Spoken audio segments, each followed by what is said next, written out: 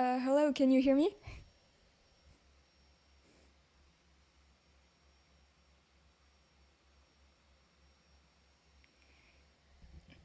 Cool. So, am I too quiet or not quite enough?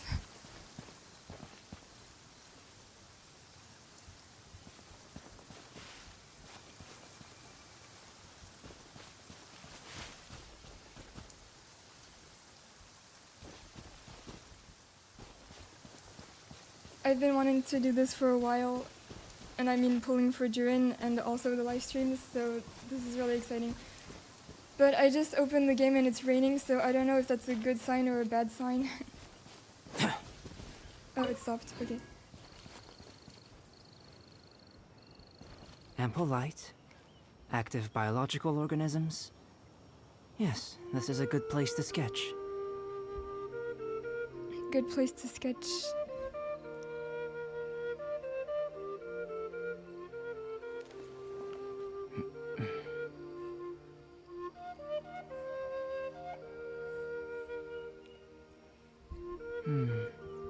So I think I have the right team to pull right now because I also kind of want Yehoda. So there's 2 spots open.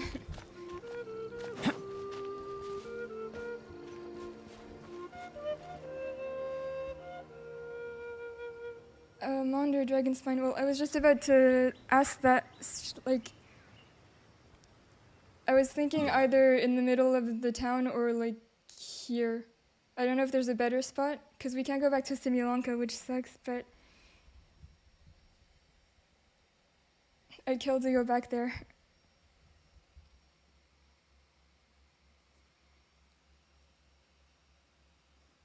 Next to Capitano's corpse. Stop.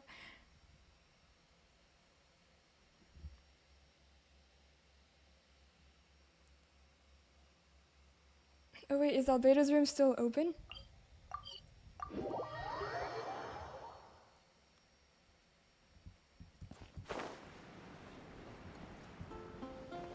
Whoops.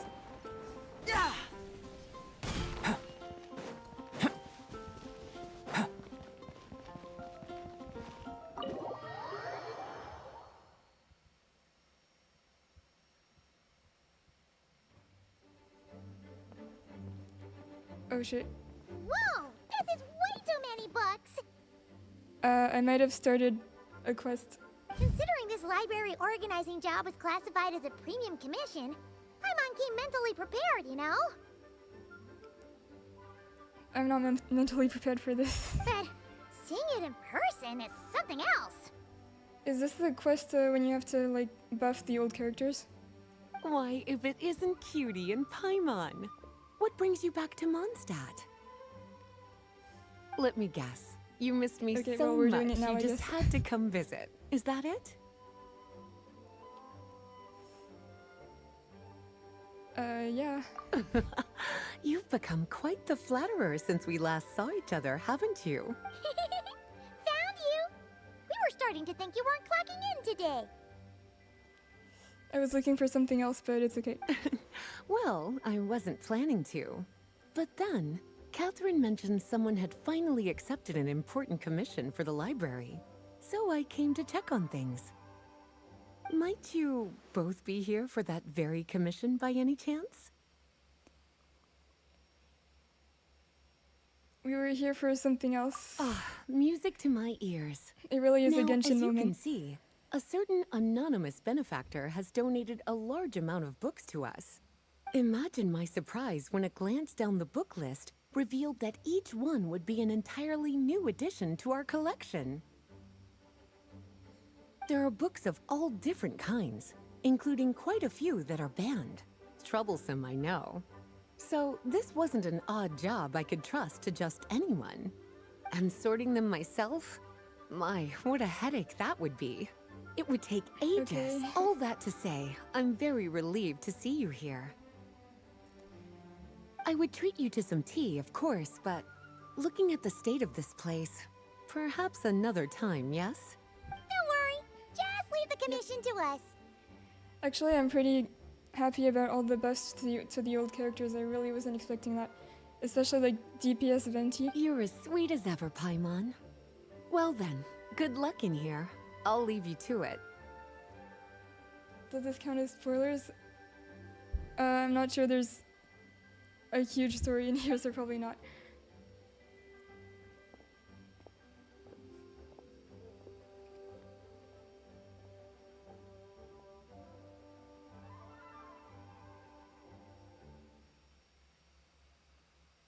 Finally! We made it to the last stack! What even are some of these books?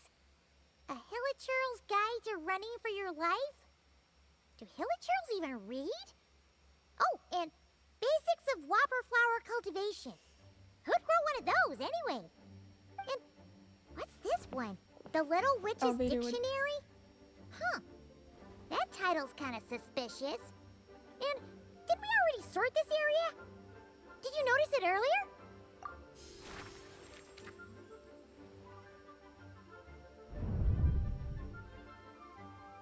Yoo-hoo! Looking for me? Alice? How did you get in here? Yep, average Alice stuff. You must not have noticed, Paimon.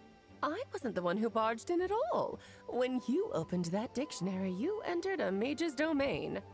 What? Ugh! Paimon knew that book had issues. Have you ever read the storybook, The Little Witch and the Undying Fire, by any chance? Is that one of the lore books that are already available? Because I don't think I've seen that one. No matter. At least in name, this book was written as a dictionary for the other one. The actual contents of the two aren't related at all, though. Ugh. That explanation makes things even more confusing. Oh dear. Where should I begin? You know the promise the Hexen Circle made to Varka at the Tripartite Conference, yes? Namely, that in Mondstadt's greatest time of need, the mages would return and lend their aid to the nation. Well, waiting around for danger to descend upon the land isn't exactly our style. Rather than a scenario where we jump in and save the day out of nowhere, it makes more sense to lay the groundwork over time. That's how Em put it. That was actually a good impression. Besides, who knows when such a crisis could occur? It could be in the next life, or even tomorrow. Preparation is crucial. Yeah, she is standing between us and DURIN. So, I gathered the mages together to write this dictionary. Of course, it had to be under the guise of being related to that storybook. Otherwise, I would never have been able to get them in one place. Prerequisite for pulling for DURIN is to read an entire dictionary. And it's not the Kremnoan dictionary that only has one word. Well, we looked into Barbie's scryglass and came up with a series of tasks tailor-made for the people of Mondstadt. They're all in this dictionary. Hi, Fairly. Striving toward a common goal, overcoming obstacles alongside trusted companions, becoming better versions of ourselves. That is the best defense against what dangers could lie ahead. Oh, you make it sound like something bad is actually about to happen. Now, I never said that. But still, we are talking about trusted companions here, Paimon. And when we speak of a person who could be considered a friend to all in Mondstadt, I'm afraid the pool of options consists of but one. I heard there was an exposition with an actual Kremnoan dictionary at some kind of Hoyo event, and it really only had Haikis on every single page. Going off topic, but yeah. The huge book donation? That was just an excuse to get us here, wasn't it?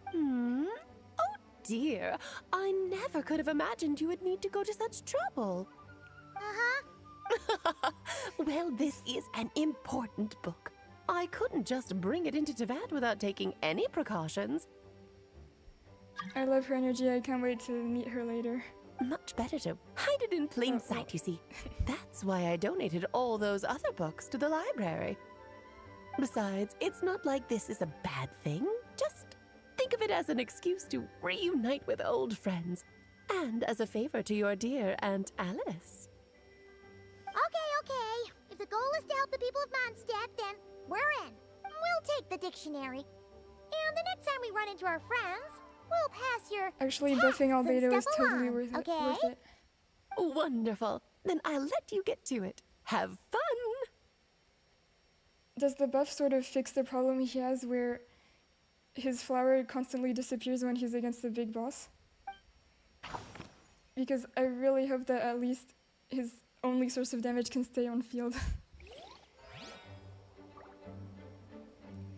Okay, we're done. I can't move. Okay.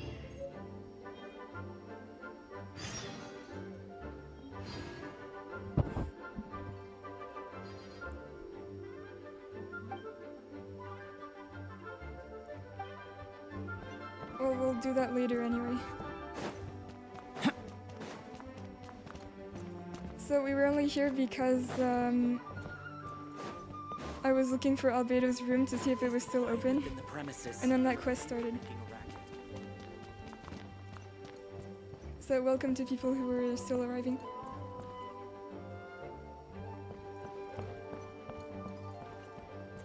By the way, I'm really not used to paying attention to chat and the game, so sorry if I'm like distracted all the time.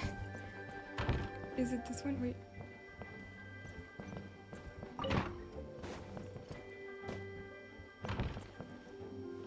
Okay, I think this works.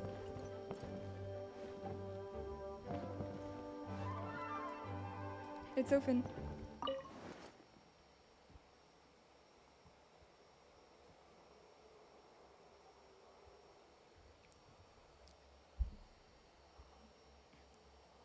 Let me turn my voice up a little bit.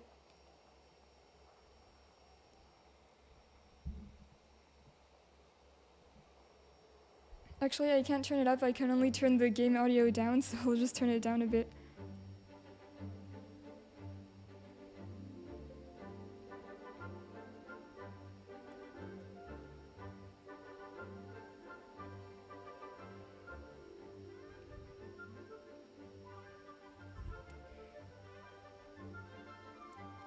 The line about never streaming in my other video. Actually, I only included that because I really wanted to stream even way back then, sorry.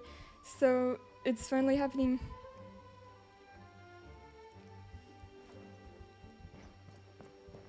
And yep, should I stay on this chair?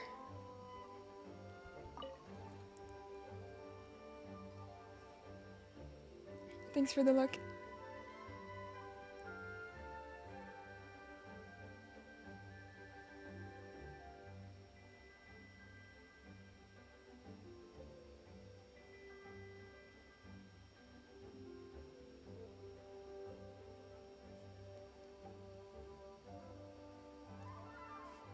This is your first time watching my stream? Well, this is my first time streaming.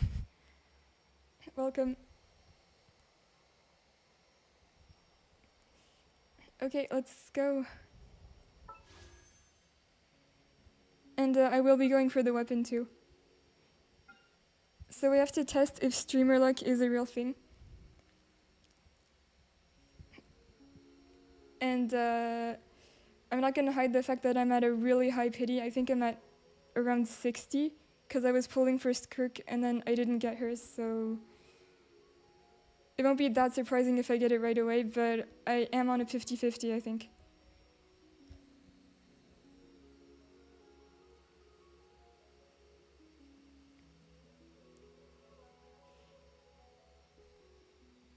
I saved for them because I haven't pulled since Venti's previous rerun, which was earlier this year, I think. And I was just mostly saving for Nodcry.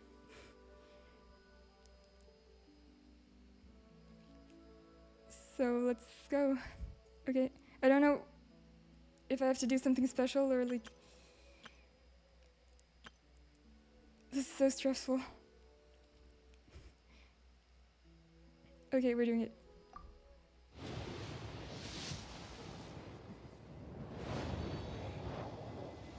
Yep.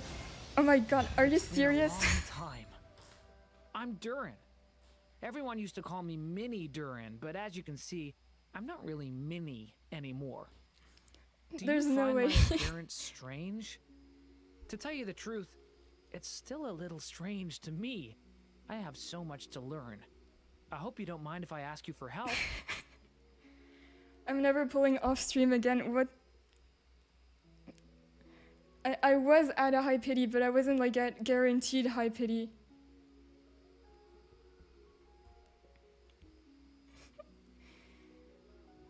Okay, I'm not gonna cry. Yeah, we're just gonna get C2 in this 10 pull, right?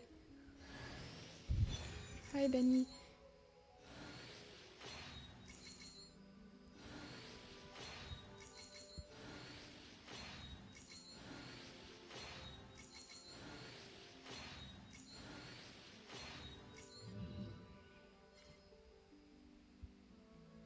Well, that's the end. Thanks for stopping by. Just kidding. I seriously can't believe that. The last time I pulled was in June. Oh, I thought it was earlier. And yeah, I was like almost at 70, I think.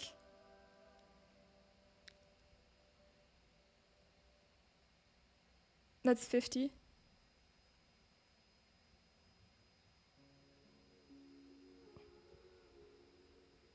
Okay, well, yeah, that was a 50-50, but I was basically guaranteed to get a 5-star.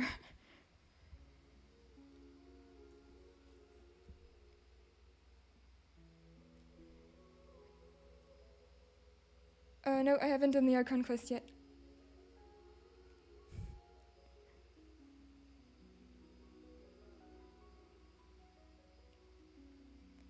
Yeah, 74 isn't bad. But still, it was cinema because I sort of like stopped pulling for some reason. All that to finally get the courage to stream and then get it on the first pull. So I'm hoping this is gonna be okay too. I wouldn't mind getting Venti's bow though.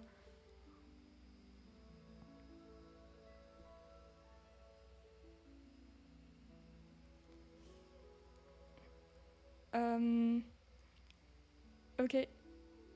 Well, I guess doing nothing kind of worked. Wait, I didn't set the course?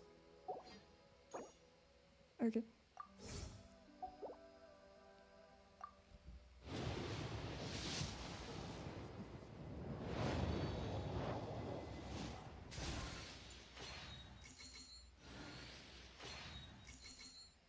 I'm not gonna jinx it, but I usually have really bad weapon and light cone luck in Hoyo games. Especially compared to characters, so we'll see.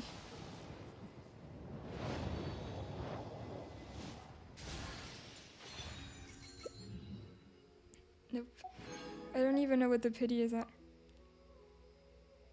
No record. Okay, it's been really long. I think the last weapon I pulled was maybe Arlecchino's.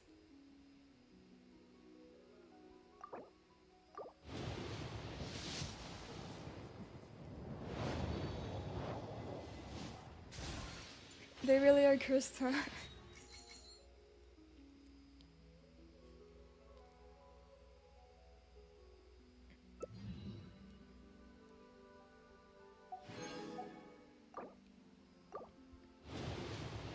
Good night, Melanie.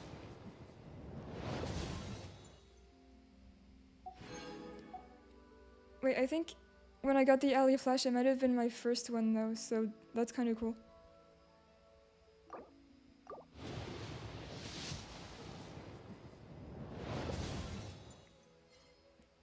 Hi, Queen.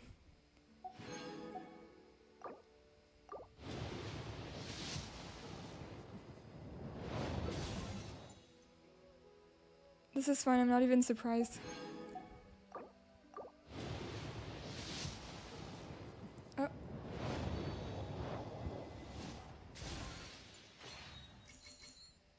Let's see.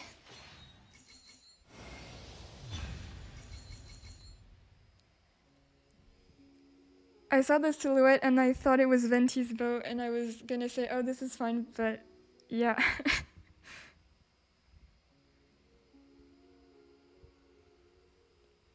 It's fine because I won the 50-50 on DURIN.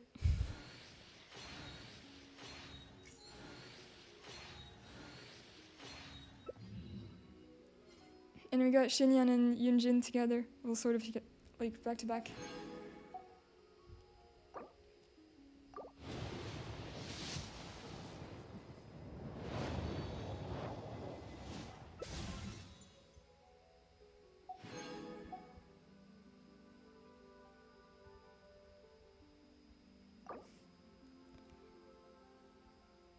Yep, this just makes me really relatable. Oh, that wasn't too bad. Okay, and then I'm gonna get Venti's vote in the same pool, right?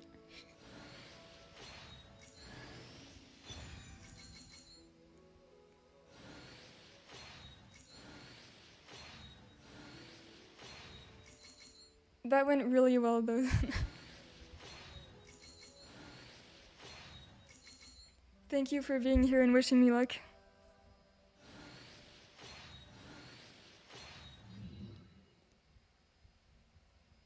Okay.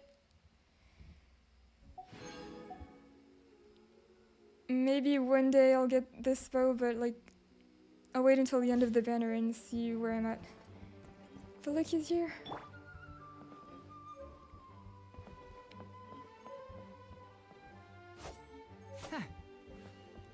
I guess in the end I didn't get Yehoda because I got him right away.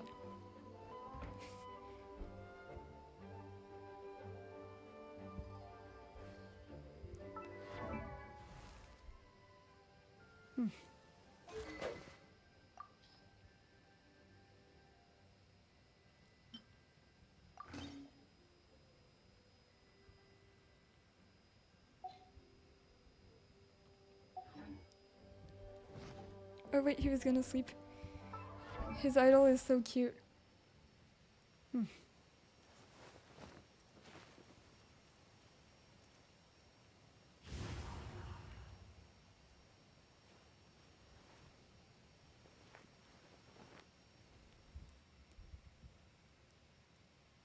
This is so pretty. I can't believe he's in my team. Like, if I could just tell myself that you can have DURIN in your team even 2 years ago, I just would have exploded.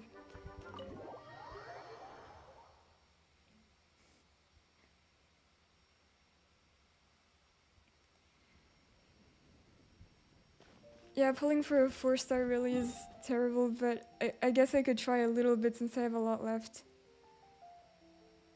If I go to around here.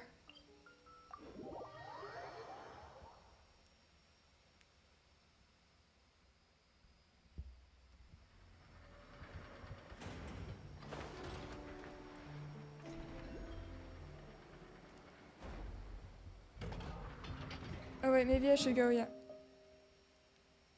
to Nephers, but I'm just kind of scared of starting the quest. I guess it'll be fine. Oh, it's right there, oh, okay.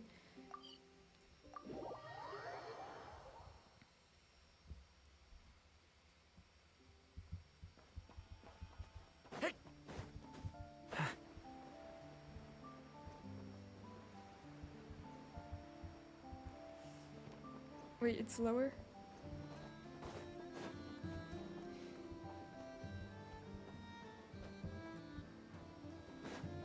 I'm kinda lost.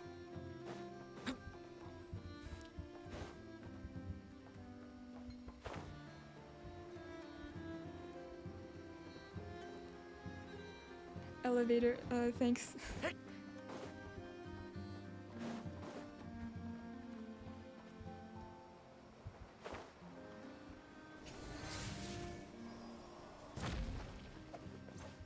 Okay, I recognize it, I think.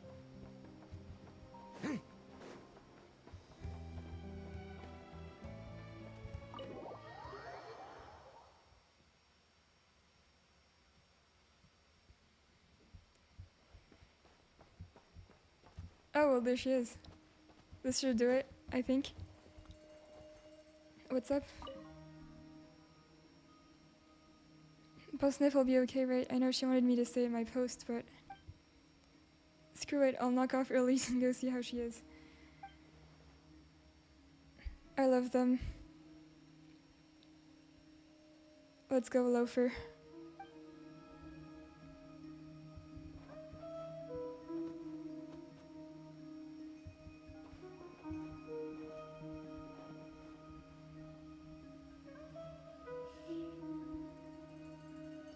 The Yuri was so good in the previous quest. Okay, just a few more. Or just one more.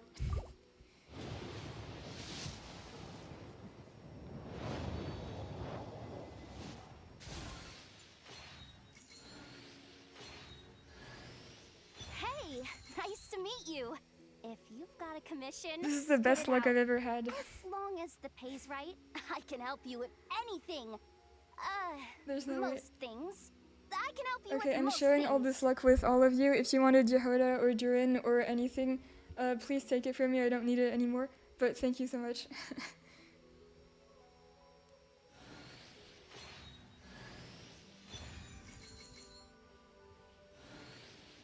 I love Horizon.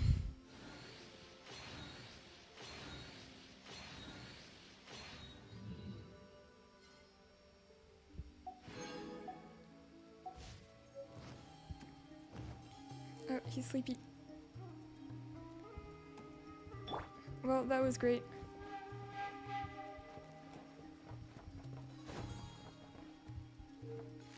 She's so cool. I love what she brings to the story and all her little internal monologues.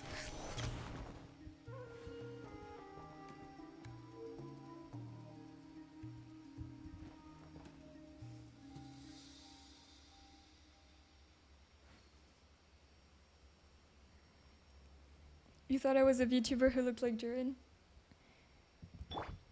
That would be a sick design for a VTuber, honestly.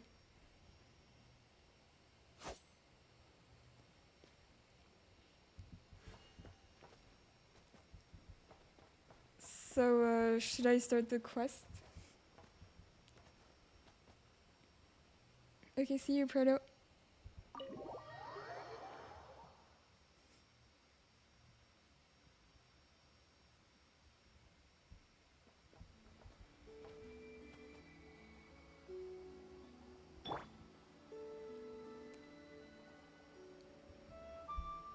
Her mouth is eternally stuck in the, like, you know, semicolon 3 emoji. She's so cat. You're my target. I'm gonna build her.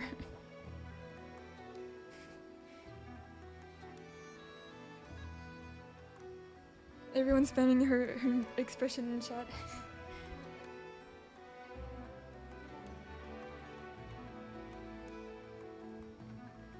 Come on, let's hit the town. I'll show you someplace fun. Okay, let's hit the town, I guess. Yeah, mum's the word.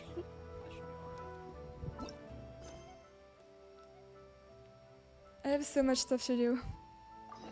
Don't look at my quest menu.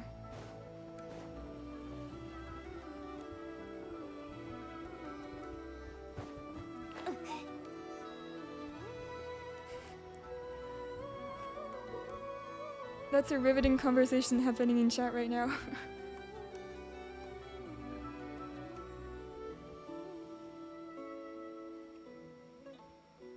Oh right, I heard about this, but I don't have Nefer.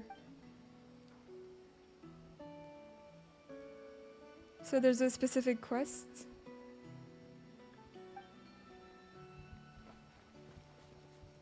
You're not going anywhere. Last time this guy came over to the curatorium, he asked us to find him a secret shortcut between Nodcry and Snezhnaya. Huh, yeah, right.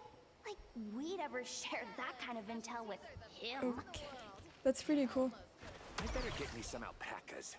Once Last they've time held everything this over guy to came over to Snezhnaya, the make a curatorium, little extra by he selling asked their us to wool. find Okay. him a secret shortcut between Nodcry I'll try to and deal with that Snezhnaya. another day. Yeah, right.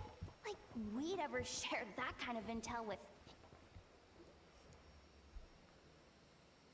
Thank you for waiting. I finished checking your adventurer handbook. Here are your commission rewards. It'd be cool if she actually gave them to me because I haven't claimed them yet. We have no other urgent commissions on the books at present. Thank you for all your hard work lately. Perhaps you two could consider taking a vacation. Amazing! Paimon never thought we'd end up having downtime in Nocry. Things were pretty hectic when we first got here. Everywhere you looked, it was either the Wild Hunt causing chaos or the Fatui stirring up trouble. It felt like this whole region was one giant slime in a barrel, ready to go boom at any moment. You know, the Fatui can stir up more trouble, I wouldn't mind. It'd be interesting. That's right. Another win for Tibet's top duo. Ah, yes. Are you two aware that the Moon Prayer Night is soon to take place? Oh, yeah. Lauma told us that was coming up soon. Wait, why do you mention it, though? Do people in Nasha Town celebrate it, too? Paimon thought it was just for moon goddess worshippers. You're partially right. Most people in Nasha Town just see the festival as an opportunity to do business. They do not concern themselves with the religious element. Yeah, I also really like the special interactions in Nocry. It makes it more valuable to have a character, I guess. Like, you unlock more stuff just by getting them, and that's pretty cool. Like when they added all the teapot lines. The festival was first celebrated by the Frost Moon Scions. On this day, they would wear moon prayer blossoms and celebrate the birth of the moon goddess through song and dance. So it's Columbina's birthday soon? They would also prepare food and handicrafts and give them as gifts to others. Over time, it became Nodcry's most lively festival. Basically Christmas, okay. Whew, sounds like fun. Great. Well, in the meantime, since Catherine doesn't have any commissions for us, let's focus on some personal business instead. By the way, just as a side note, my laptop is exploding, so if you hear some background noise, I'm not on a plane. I'm just in front of my laptop that is ready for takeoff. When we first got here, you mentioned that this was where your spaceship landed? We didn't get to follow up on it at the time, because we got wrapped up in that whole rare air situation, but now we can finally start investigating it properly. Well, there's a saying Paimon's heard around these parts, which goes, if you lift up a rock, you'll find something you weren't looking for. By that logic, you'll never find what you're looking for while you're searching, but the moment you stop looking, it'll jump right out at you. Could be worth a try though, right? Anyway, Paimon suggests we focus on other stuff we want to do for now, and just keep an ear out for spaceship-related intel as we go. Okay. We haven't seen Columbina. That reminds me that I keep forgetting to do her weekly quests. And it's hard because it's a hard cooldown, it's not like a weekly reset thing. So when when I'm late and forget to do it, I'm just like pushing back the ending even further. It's stressful.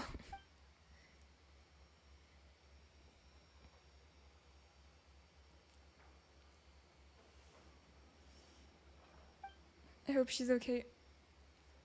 I guess Sandrone can comfort her.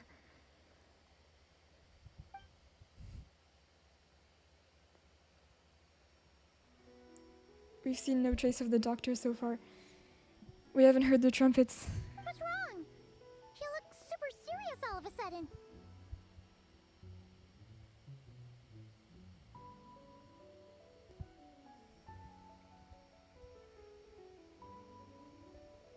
We had our supermoon for the year on December 4th. That's so cool. Huh? I The Columbina marketing. Concerned about Columbina, but what does the doctor have to do with anything? Oh, that's true. And now that you mention it, we're definitely overdue for a showdown with the Fatui.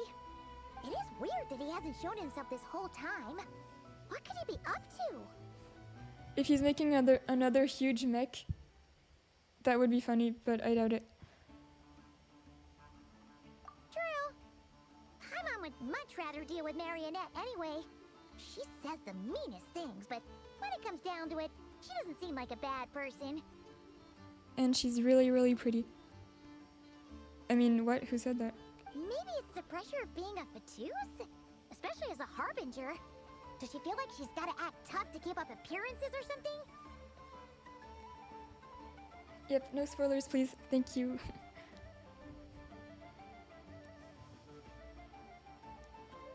Maybe, But yeah. then, every time we headed out with Rarier, she always wound up having to repair Polonia and her other robots. I love that her robot's name is Polonia because that's the name of Sandrone's wife in the Commedia dell'arte. And that's just genius. That's gotta sting. Losing face always hurts more for people who care a lot about their image. She's probably still furious about it. What? Relax! She's not even here! Huh? What's the matter? Oh, nothing. Sorry, we'll be on our way now. Where are we again? Oh yeah. She definitely has cameras in all the Catherines. Let's go see Columbina.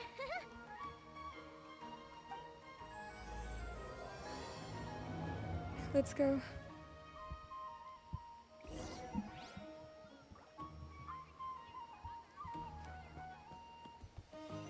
By the way, is the game still too loud?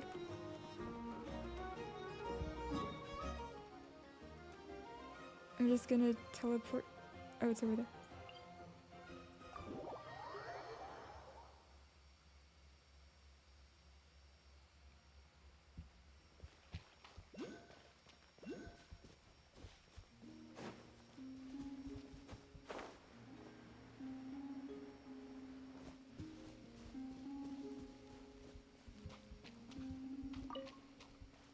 Okay.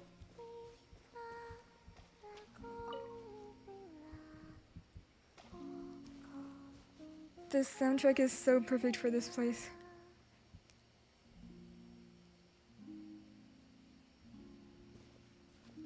Hey, she's sitting up. Well, that's a good start. Is me sitting here a rare sight? No, we just thought you'd be resting. I get a very small jump scare every time Ether speaks. Perhaps I would have been, were it not for the sudden arrival of some unexpected guests. Thank you, Vermilion. Not that I consider it a disturbance. After all, you are the only ones who are free to enter. Would it not be a little unfriendly of me to lie down while we speak? I didn't realize you put so much thought into little things like that.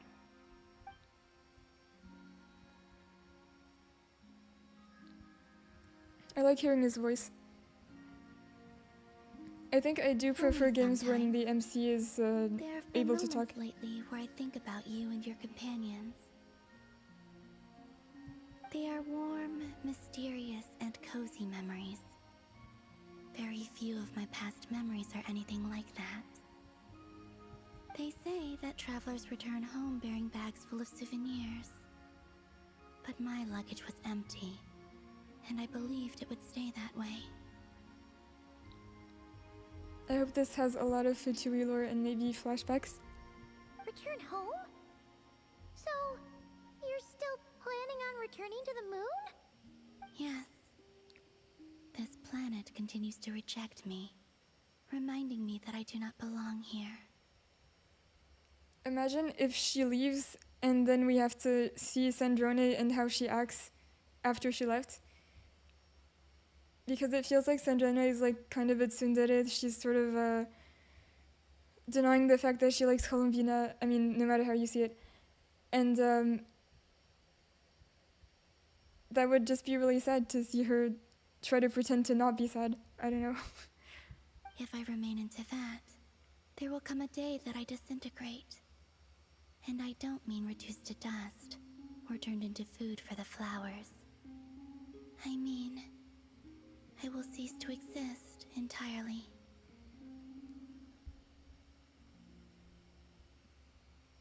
Oh, and yeah, I would appreciate it if you told me when I can take a break. Thanks. Alright then. Well, we're sure gonna miss you. But it sounds like we'll have to say goodbye.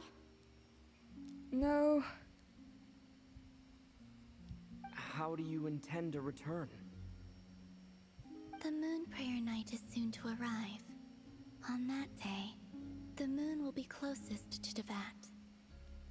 That's so cool that that happened in real life. The Kuvaki in this land will reach its peak at that time. I merely need to grasp the tide, and with relatively little effort. Oh, Paimon gets it! It'll work like a slingshot! You make it sound like she's gonna get blasted up to the moon. If I did that, I suspect I would crash into the false sky. I will be using a much gentler approach, but I do like the analogy. It's fun. You see? She gets Paimon's sense of humor.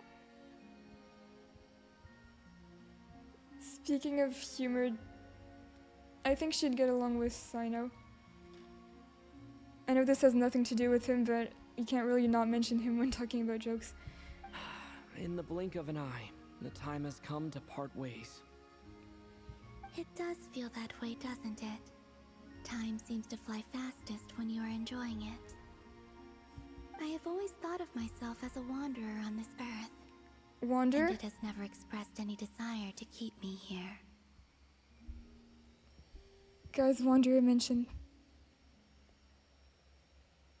Yet, just as I plan to depart, it tugs at my arm. Is this a gesture of affection? Or is the world mocking me? Oh. Were you hoping I can answer that? Yes. You are a traveler, so you must have a lot of experience in this area. What's the question?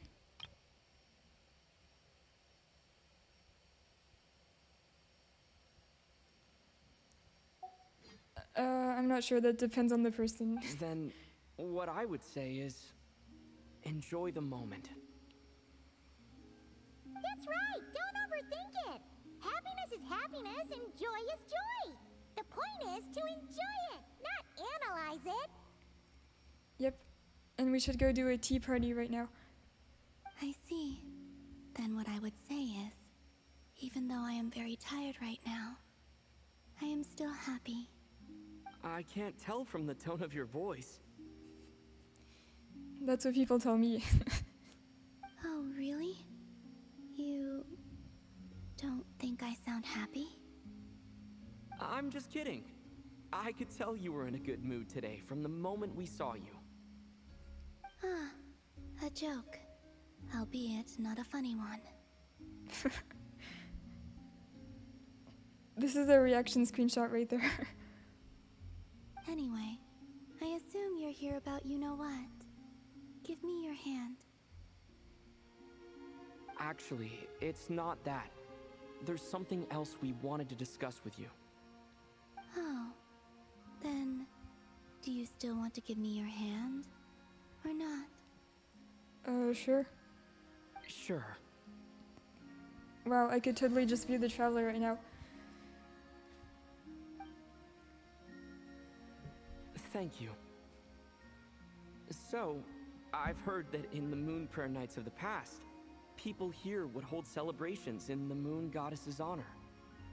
Since you helped so much in our fight against the Rehir of Solnari, I think you deserve a farewell party before you return home. I haven't asked everyone else for their opinions on this yet, but I'd like to invite you to join the upcoming moon prayer night. So, like a Christmas market? I've never joined a moon prayer night before.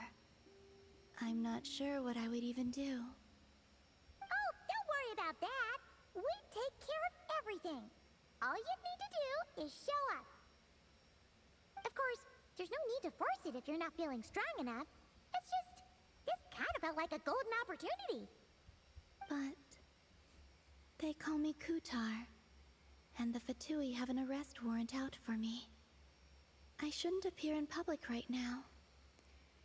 You can just dress up as a bard and pretend that you're not Kuutar. I know a guy who does that and it works for him, even though all the statues look exactly like him.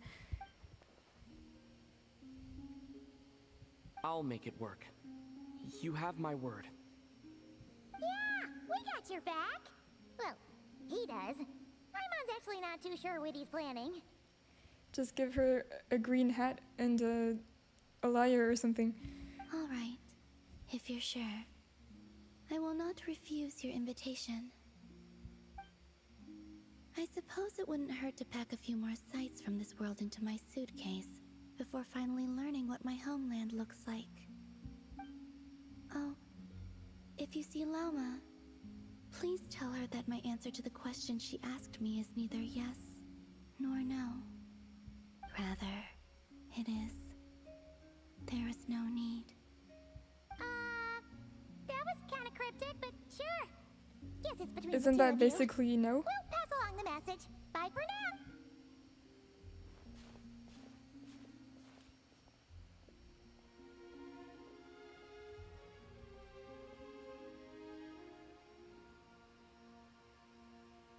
Oh shit, the flowers are white.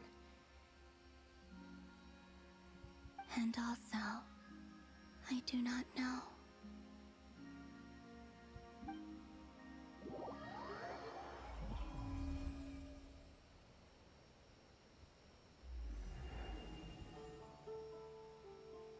Since she's agreed to join the festival, let's go see who else wants to take part. Hopefully Lauma's gotta be everyone. the person most familiar with the Moon Prayer Night. We should start with her. Oh, great. Also, what exactly is...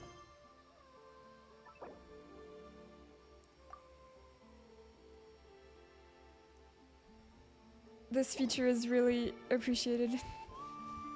Oh, I accidentally cut Paimon off. Whoops.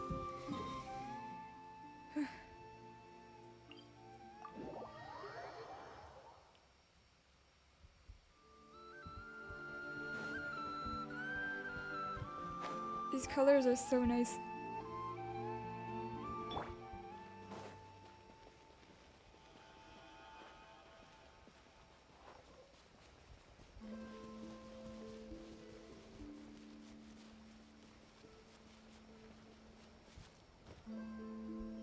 Hey, Lauma! It's us! Huh? Varka? What are you doing here? Beats me. I had a bit too much to drink last night, and when I woke up, I was on Hisi Island. Mr. Varka is helping to oversee Nasha Town's preparations for Moon Prayer Night. He is here to go over some details regarding the decorations and custom cloth designs. I'm really happy to see Varka.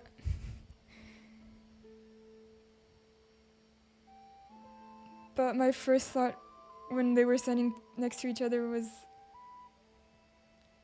actually, never mind.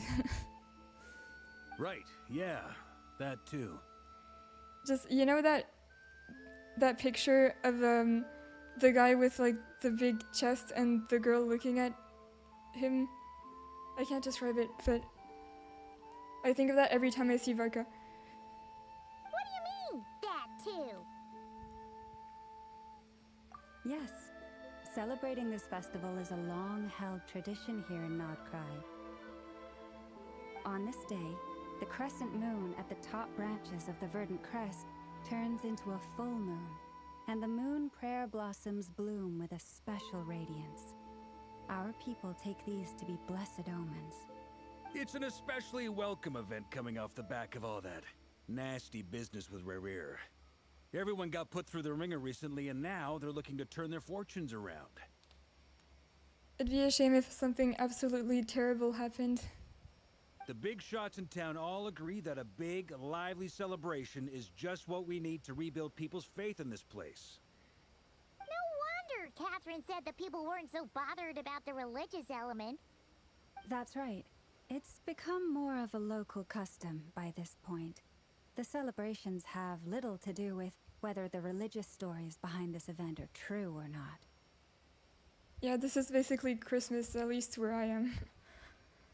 Even the Frost Moon Scions are eagerly awaiting the coming of Moon Prayer Night, despite now knowing that their past beliefs were founded on a falsehood. That's fair. It's a bit like the lantern ride in Liyue. It's a chance for people to enjoy themselves, not debate the existence of the Adepti. Oh, one other thing. We just went to see Columbina. We went ahead and invited her to take part in the festival this time. Hope it's okay. Wait, so... You mean she agreed to it? Huh. That's quite a surprise. Then I suppose that she intends to return to the moon on that day. Oh wait, that's gonna be sad. Oh yeah! It's kind of a complicated process, but basically, it's like a slingshot.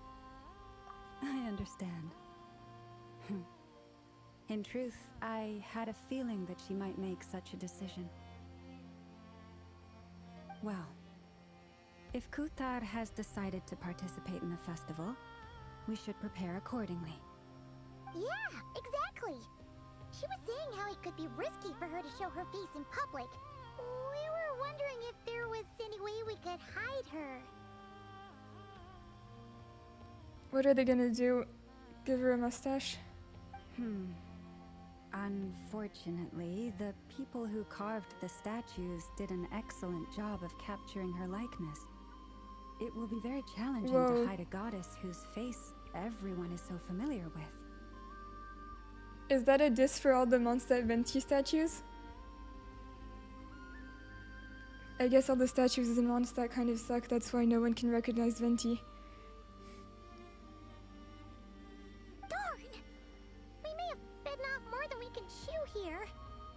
Nah, don't sweat the small stuff. We can handle that. We can just say that she's like a cosplayer, like the guys that dress up as Santa for Christmas. She's just dressing up as the moon goddess. Normal stuff. Huh? Are you saying you have a plan? Not as such, no, but the most important thing with a festival is to keep the mood light and your spirits up. You can't go preparing for a festival with those long faces. You'll never convince anyone to enjoy themselves. The Mondstadter spirit is strong with this one. As it happens, I agree with Mr. Varka. Yeah, we all have to get wasted. Is that it? Let's start by making our appreciation for Kuutar the beating heart of the festive atmosphere. And who knows? Once we get the ball rolling, perhaps everything will just fall into place. Hey! Did you catch that? Lauma said the thing! Or close enough at least. What? I'm looking forward to the Moon Prayer Night already. We have a festival in Mondstadt called Windbloom, and you can always tell which couples are celebrating it for their first time by the smiles on their faces. Big, beaming smiles like their whole face is glowing. What about Ludi Harpastum? Is that still a thing?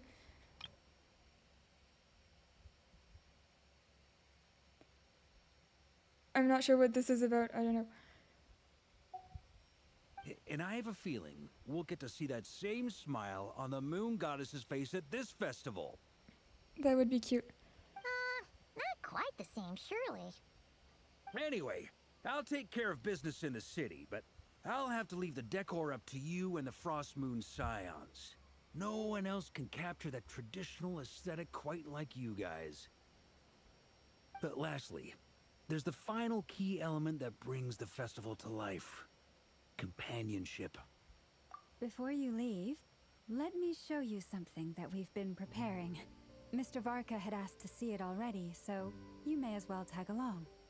Also, I have some further questions about Kuutar's decision.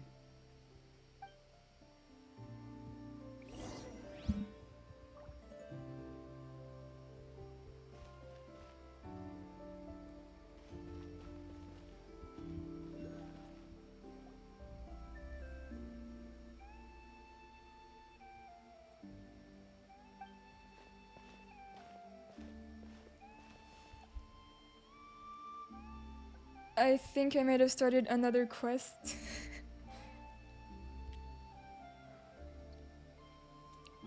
But hello, blue hair. Is there anything I can help you with? Well, I was actually following these two who are still just standing and staring at nothing.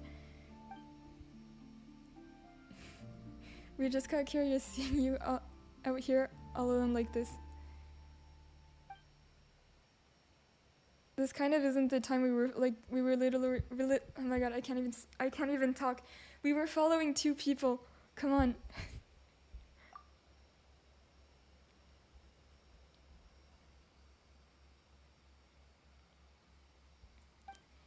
No, I have not done every quest yet.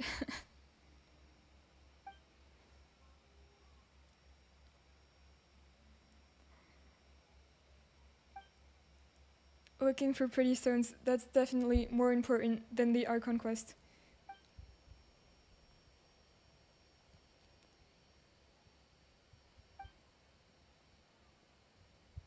I'm going to use the pretty stones to bribe Mai into kidnapping me. Actually, this might be more intense than the Archon quest. I take back my sarcasm.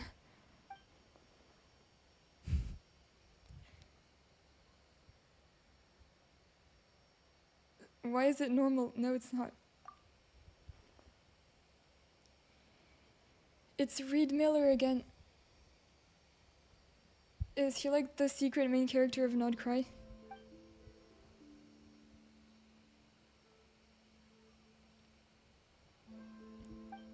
Okay, okay.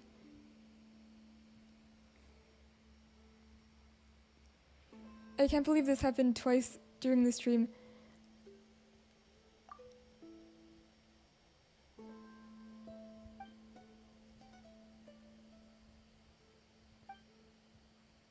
I'm just reading a little... I'm just gonna read this quickly and then...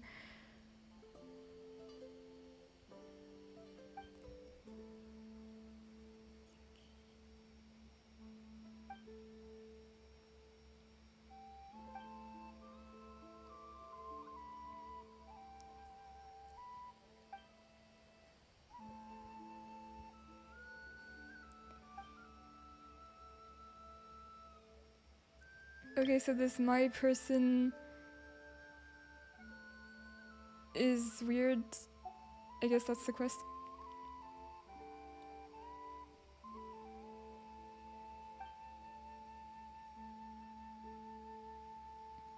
The fisherman who fell in love with the Fae. Honestly, understandable. I only know one Fae, but he's really fine.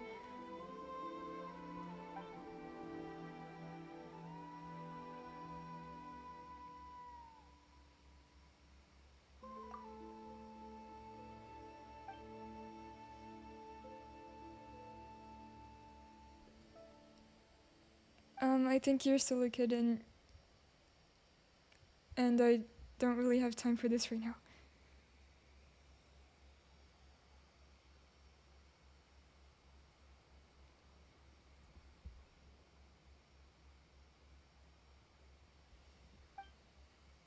Sorry, I was reading chat. So there's 4 big world crests in this one?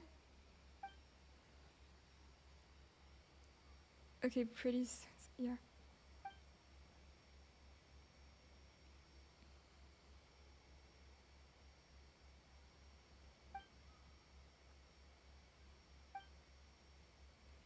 Yes, we will, but not today, maybe in 2 years, I don't know.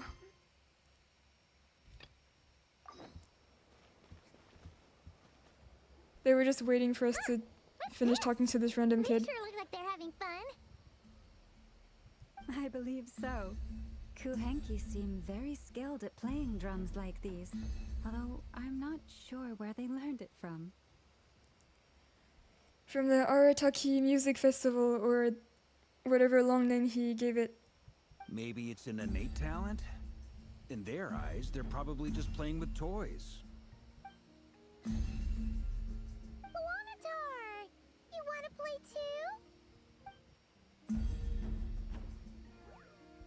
Yeah. She looks more confused than anything. Maybe we can teach her next time if we get the chance.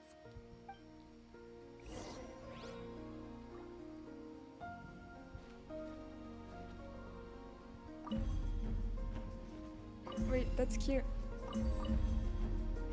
I'm just gonna do this for 2 hours. Just kidding. What are these floaty things? Moon veils. We hang them from I pranked buildings in you. the city during the festival. When you look at the sky through them, it creates a lovely misty effect.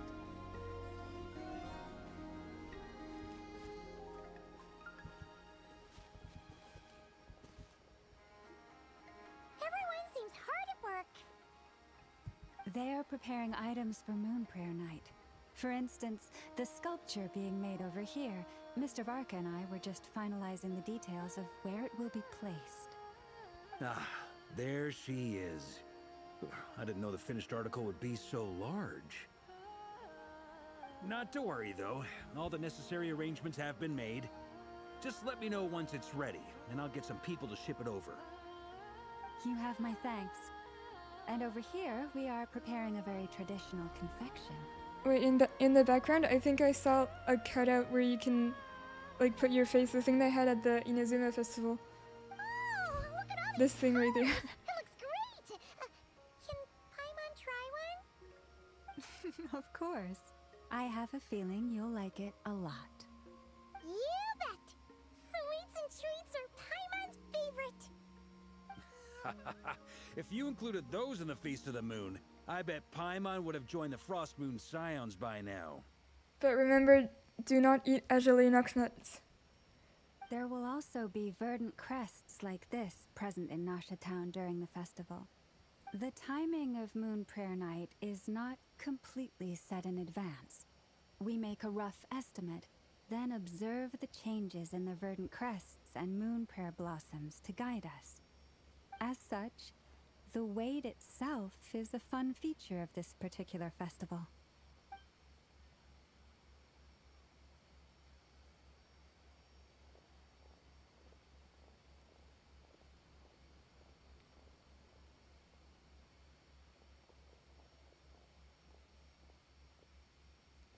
Let's talk here.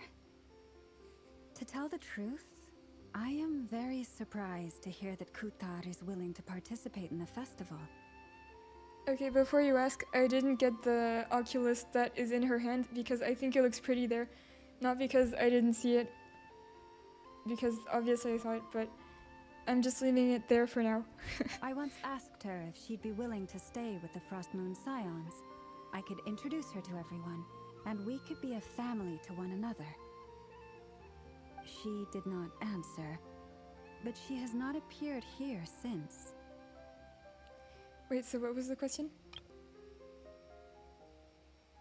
So her answer is, there is no need. And then when we left, she said, I don't know.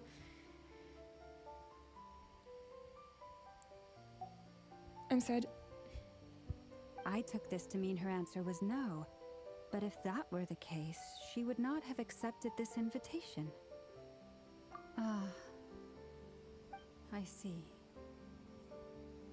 Maybe she is right. Maybe the Frost Moon Scions of today no longer need a moon goddess. But my wish was not for her to come here and be worshipped as a deity.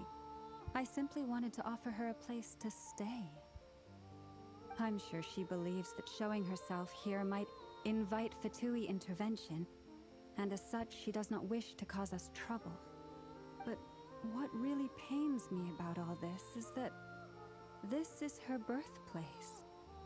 She ought to belong here, yet no one has been able to grant her shelter. I think I'm qualified to weigh in here. When someone's about to depart on a long trip, what they need is blessings, not burdens. Yep. We should wish her the best, not make the journey harder than it already is. That's a very Mondstadt Animovision Venti mindset. Anyway, she's agreed to attend, hasn't she? All we need to do is simply respect her decision. I see your point. Yes, she will soon depart after all. Our job is to leave her with some happy memories. Besides, who's to say her journey to the moon is a one-way trip? It's not like she can't come back and visit if she wants, right? Paimon agrees wholeheartedly. Festivals are all about having fun, so let's keep it simple. All right, I'm gonna head back to Nasha Town soon. Want to come with? I'm guessing you have some other folks to visit there. I want this to be a cute festival event, but it's not an event, it's an Archon quest, so someone's gonna crush the party, and it's probably gonna be the Fatui. Sure thing. Let's go. Bye for now, Lauma. Thank you all. Goodbye.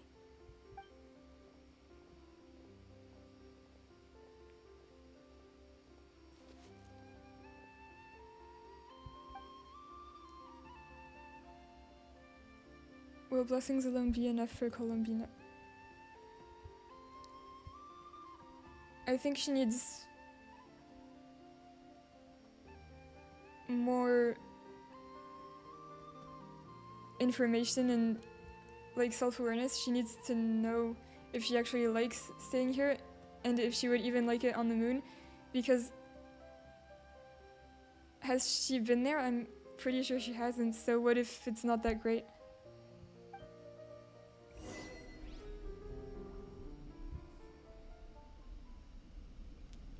What would Nodcry do without Mondstadt's Grandmaster?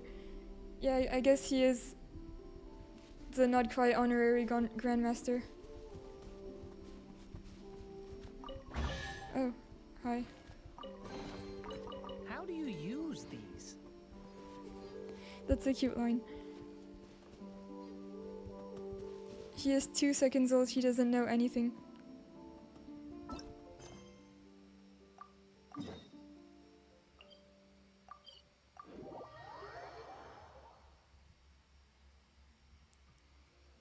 Alright, she'll die if she stays. Huh? That's not convenient at all. It's DURIN and Albedo with Flints. What could they be chatting about?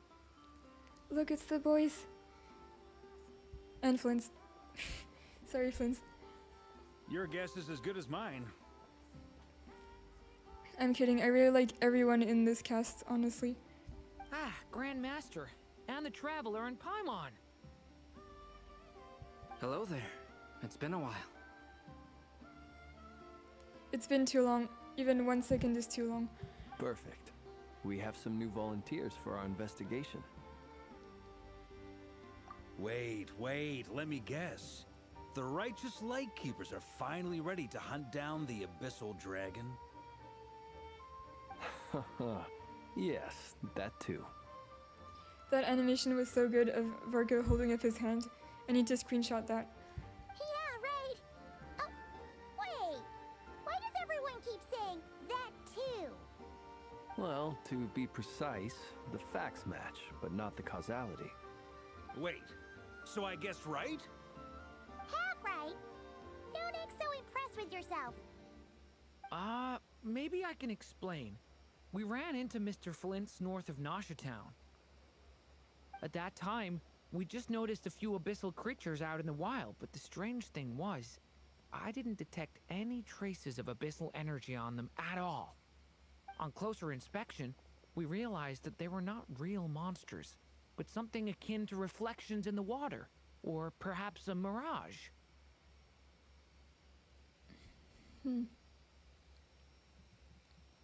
I don't know what to think about that.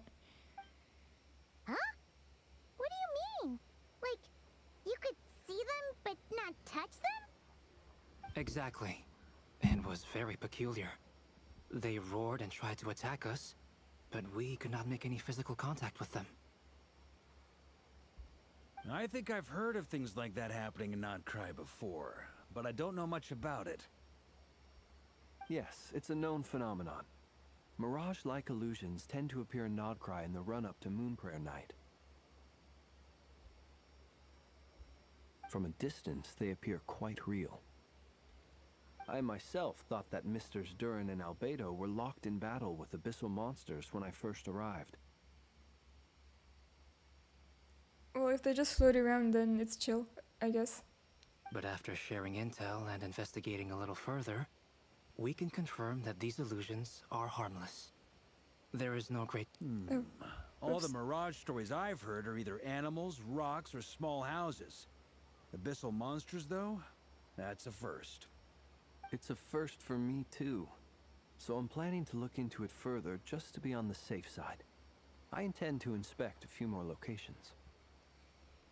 I can't believe I accidentally skipped a quarter of a Koidao line. I'm sorry. What about you two? Any plans? Alice contacted me a few days ago. She'd like me and DURIN to assist her with an experiment. I can't wait to see her. But we lost contact shortly after receiving the message. I'm sure that comes as no surprise to anyone familiar with her. We don't know when the wind will blow, yet when the wind blows, we will know. That, in a nutshell, Yeah, that tracks. Oh my god. I did not click on purpose. Okay. Well, I suggest we investigate this mirage business in the meantime. It's piqued my curiosity, and I'm pretty sure I know someone who will already be 10 steps ahead of us. I'm gonna let him finish his sentence this time. We don't know when the wind will blow, yet when the wind blows, we will know. That, in a nutshell, describes how Alice operates. That's true, and a great line. Thank you. Well said.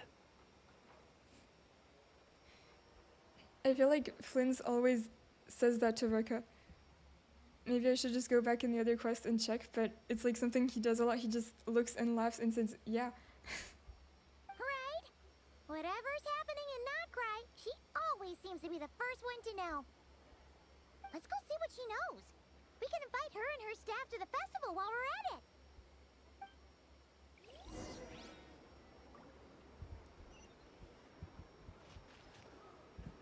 Okay, this time I know where it is.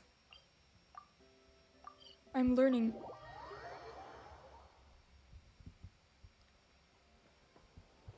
And there was the quest trail anyway.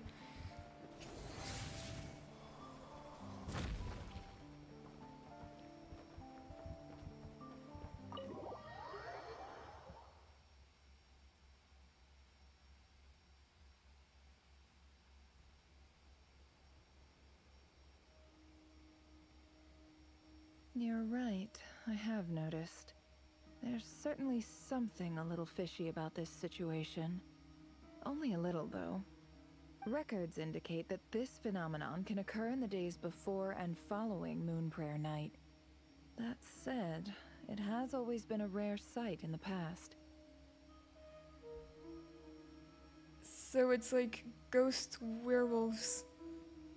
The odds of encountering these phantoms are similar to looking up in the night sky, happening to see a shooting star, and managing to make a wish before it disappears. But this time, either everyone's getting lucky, or they're appearing far more frequently than usual. Yehoda's out gathering intel as we speak. In the meantime, let me check off some points of interest. First, the Abyss. The ones we saw seem to be abyssal monsters. Indeed. But we have identified one location where many more of them have made an appearance. And not just monsters, but human phantoms too. By the way, I just realized I'm glad to see Nefer is seemingly completely fine. That's cool. Given the scale and nature of the phantoms, it's almost as if someone's last memories are coming to life. Or perhaps the memories of multiple people. Oh. So you mean the phantom monsters are hunting down the phantom humans? Exactly. The phantoms can interact with each other, but we have no means of intervening. In addition, some of the human phantoms would seem to be from the very distant past. This is clear both from the clothing they wear and the stories they tell. That means lots of lore and lots of flashbacks, probably. They claim to be from Hyperborea, a name which I've heard from Lauma before. If this is true, it means they must be from 6,000 years ago. This is gonna be so cool. I love how Notcry just isn't afraid of talking about all just the deep lore that usually the game hides. Did Paimon hear that right? 6,000 years? It sounds like this merits further exploration. That'd be a big help. I'll leave it with you, Albedo. My knowledge of ancient history is non-existent. I used to doze off every time the pre-Knights of Favonius era came up in class. Finally, something that didn't happen 500 years ago. Yep, that's basically it. It's quite a miracle that you were able to understand these phantoms' speech, given how long ago they lived.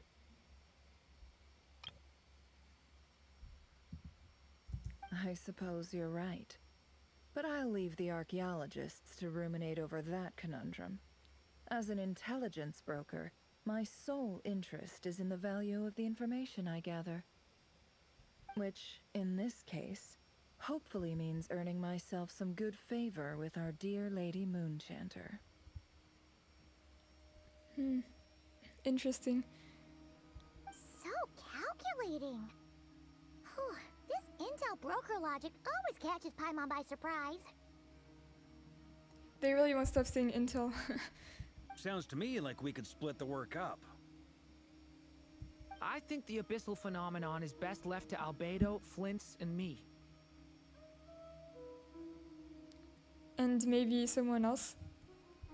I mean, I don't know who else, but if you know anyone else, like any of your closer friends, like if you know someone from a while ago, like from before you were born in your current form, then maybe you could call him. I don't know, I'm just throwing stuff out there. Agreed. It coincides with my duty as a lightkeeper. For my part, I'd like to understand the Abyss better. Even a little knowledge would go a long way. This is certainly a rare opportunity to study the Abyss. But even rarer, perhaps, is the chance to make contact with the Ancients. Yes, I will try to edit this live stream.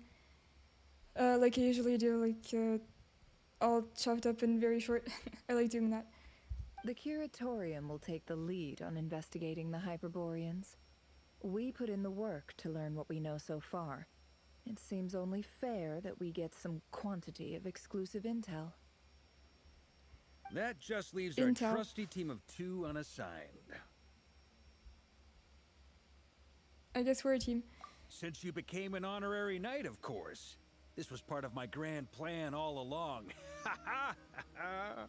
I mean, I guess we're basically his subordinate now. Oh yeah, by the way, we managed to convince Columbina to come to the Moon Prayer Night celebrations. Would you and Yehoda like to join too? She agreed to that? Huh. Quite an achievement. Never underestimate the traveler, I guess.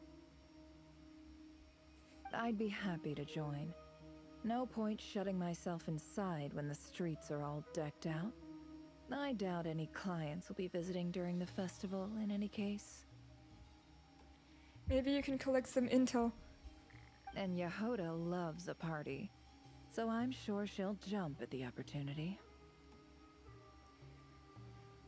I haven't heard Wanderer's voice line about Durin. Wait, I should go check that after, when I can. No, no, no, no, no, no, no, no, no, no. Oh my god, girl. Way to contradict me in front of... Wait, no, that's not what I have bad news, boss. I thought she was gonna crash into her. So many people. All right, everyone inside, quick.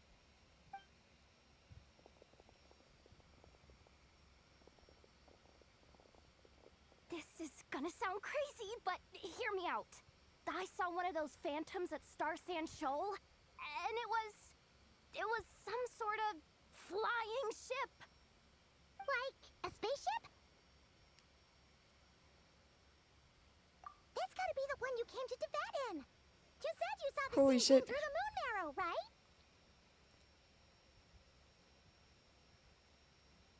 Well, I guess Yehoda is gonna give us the spaceship lore. Well, not the lore, but the info. You The already intel. know about it? I thought I was gonna blow people's minds. Turns out I'm the last to find out. Wait, back up.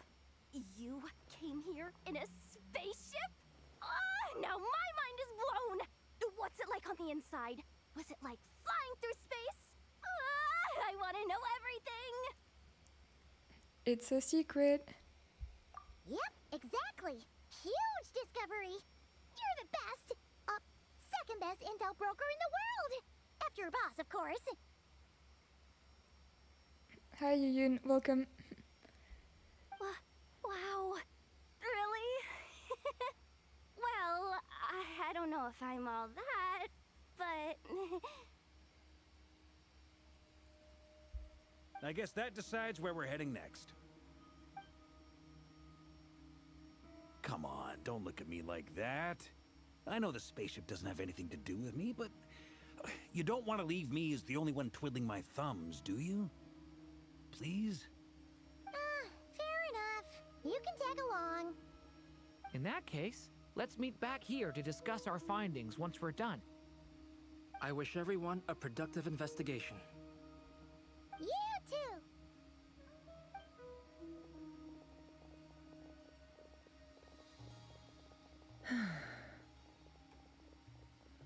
What's up, boss? Aren't we gonna head out?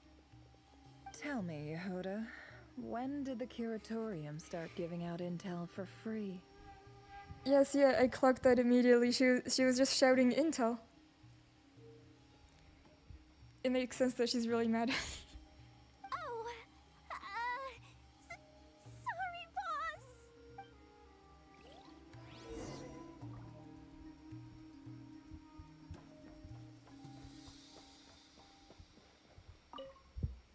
We can't unshare information She's fired again. any more than water spilled on sand can be put back in the bucket.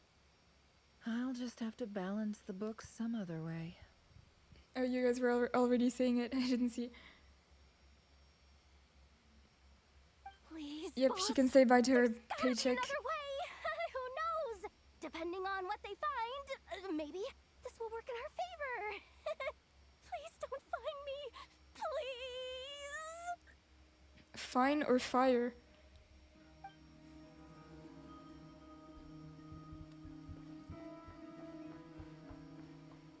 If she becomes homeless, I think Inefa and Aino would still have a bed for her because I found her sleeping inside Aino's house during an anecdote, and it was very, very cute. Gumshoe coated, that's so true.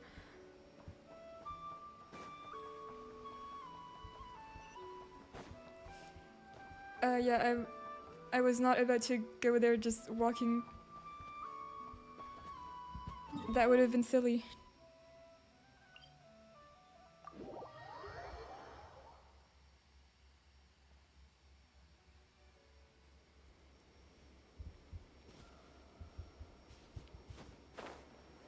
Look, it's a spaceship right there.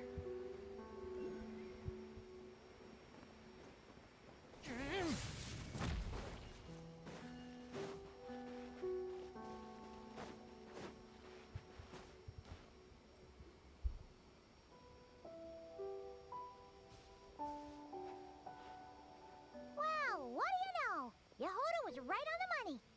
This Phantom really is your spaceship. They just started the really, really tense music. But that's so weird. Why would it show up here? Is it some kind of projection? Or a ghost? Like, maybe it no longer exists, but somehow it left an after image?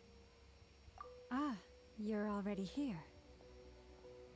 Miss Lauma, what a surprise. I thought you were busy with festival preparations. I was, until one of our people informed me that a strange sight had appeared at Star Sand Shoal. I'd say this is a pretty worrying situation, so yeah. No one's ever seen something quite like this before. I thought I should see it for myself. It's huge.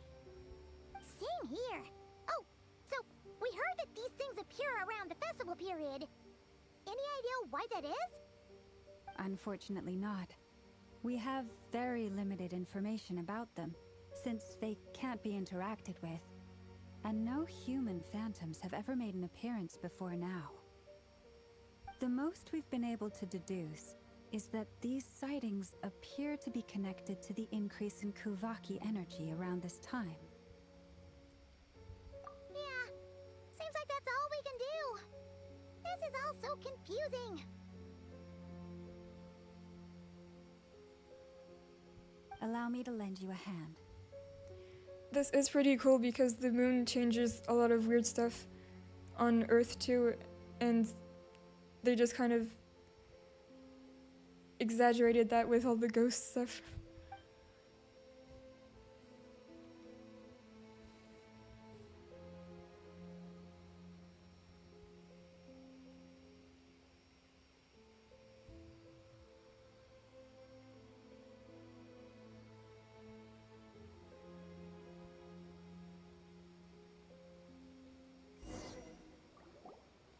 Everyone, our friend here should be able to provide us with some information.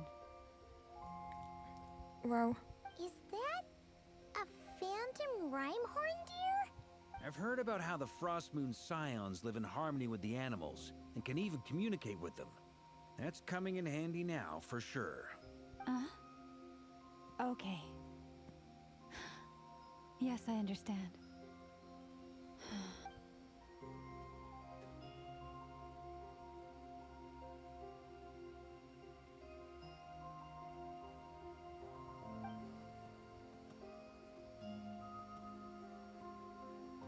Oh, it's leaving.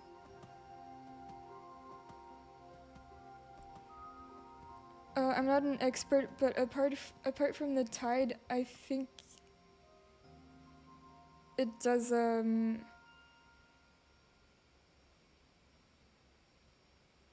not sure, I'd have to look it up, but I know there's a lot of people who also believe that it influences your emotions and stuff.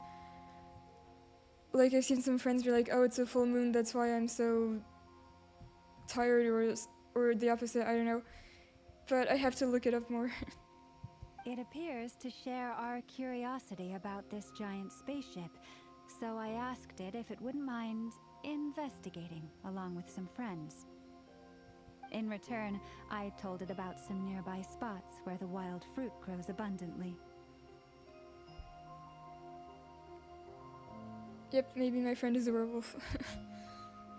We may live in a different era from these phantoms, but I trust that the terrain, climate, and ecology here are more resistant to the effects of time than some things are. Let's give them a moment and hope for the best.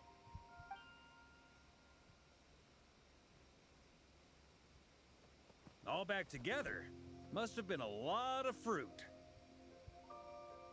Indeed. Now let me ask them some questions.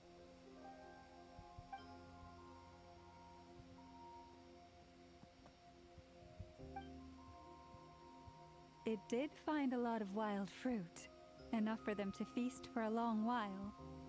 This puffin circled in the air several times. Oh my god, it's so cute. But didn't spot anything out of the I ordinary. love birds. Certainly nothing to do with the spaceship. Huh. Well, it definitely makes sense to get a bird's eye view. Indeed. Other than that, I was also thinking that the world these phantoms see is also different from ours. Albedo looked like his liver had shut down. I didn't notice, but I'll definitely look back.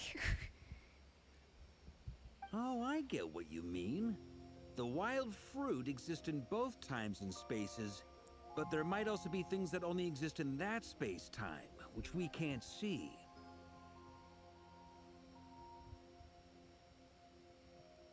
Oh, I guess he messed up. I guess they messed up the lighting on his model or something. I'll definitely check again. Good point. Great thinking, Lauma. Blunthorn rhinos can use kuvaki to shift great rocks, but this one says it couldn't get that ship to budge by even an inch. I mean, he was created by gold, so maybe he was just kind of turning gold. Because, you know, when you grow up, you look a little more like your parents. The sniffer mole tried too, but despite being a skilled digger, it could not get through. They say that the spaceship looks robust and undamaged. It seems completely impervious to any and all attacks. Whatever lies within is well defended from harm. So, just like us humans, there was nothing they could do about this spaceship either.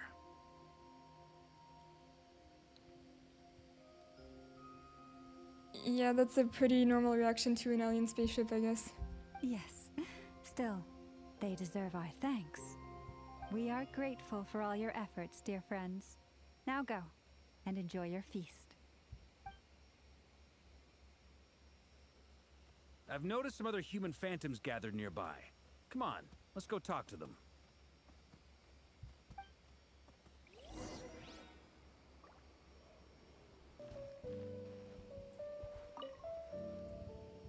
What is this thing? I've never seen it move, and there's no way to get inside. It's like us with the huge ruin guard in Sumeru. Goodness knows. My grandpa says it's been sitting here at least since his grandpa was still alive.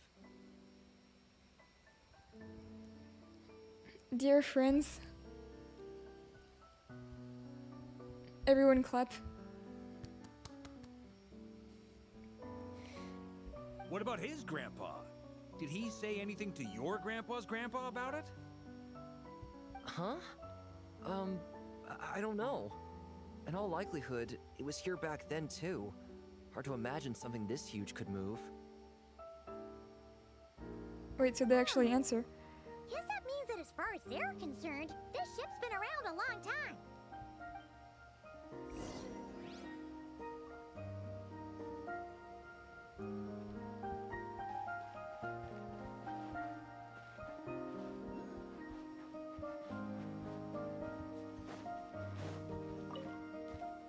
I got the lizard. Oh.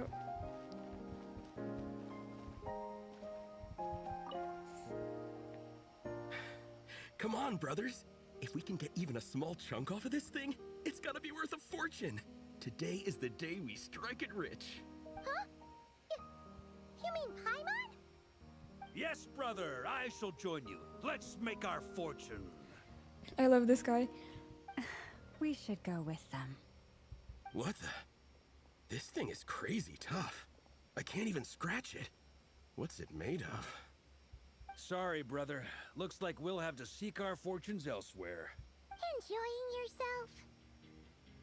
I was just seeing if I could influence this phantom's perception by playing. But nope, no dice. I'm sure we're all starting to build up an idea of what's going on here now that we've spoken to some of the people.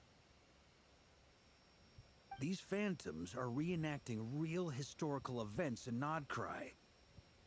It's almost like we're in some kind of interactive stage play. We can talk to the actors, but the plot is fixed, and we can't influence it. It makes sense. History is set in stone. The objective facts of the past cannot be changed.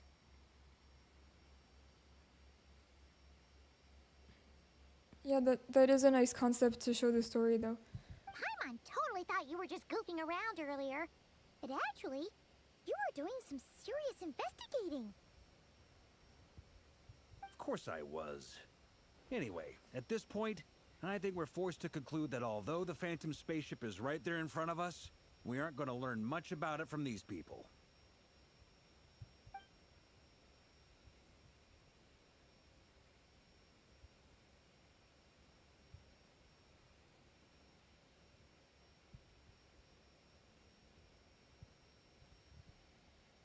This is so intriguing to me. I don't get what's going on with Lumine and the spaceship.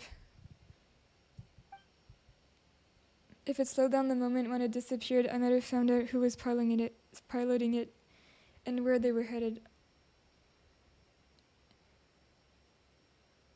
Oh wait, so...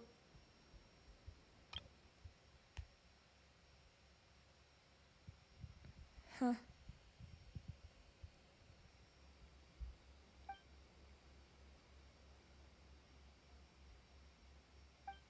Don't be discouraged.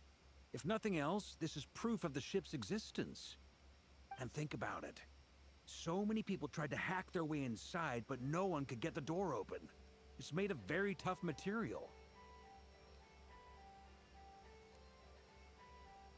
To me, that says that we'll either find the ship itself or the story behind it.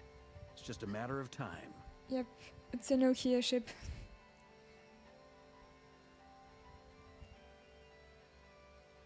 Hi Tragedy, what up? What's up? I really can't speak English. Huh. Every now and then, when Varka gets serious, he actually does seem like Grandmaster material for once. I wonder how the others are doing. Let's head back for now.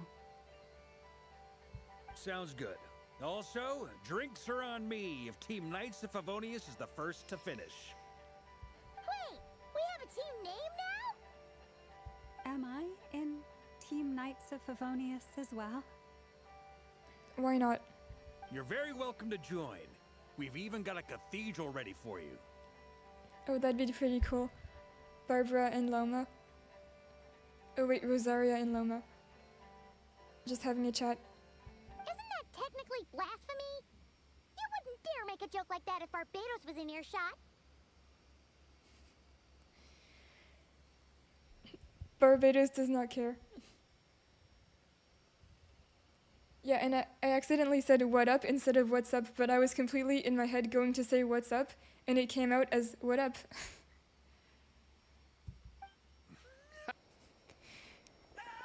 Imagine Lauma in clothing. Oh, no! Help. Get away! Oh. Oh, he just wanted to help. Oh no, look at his face.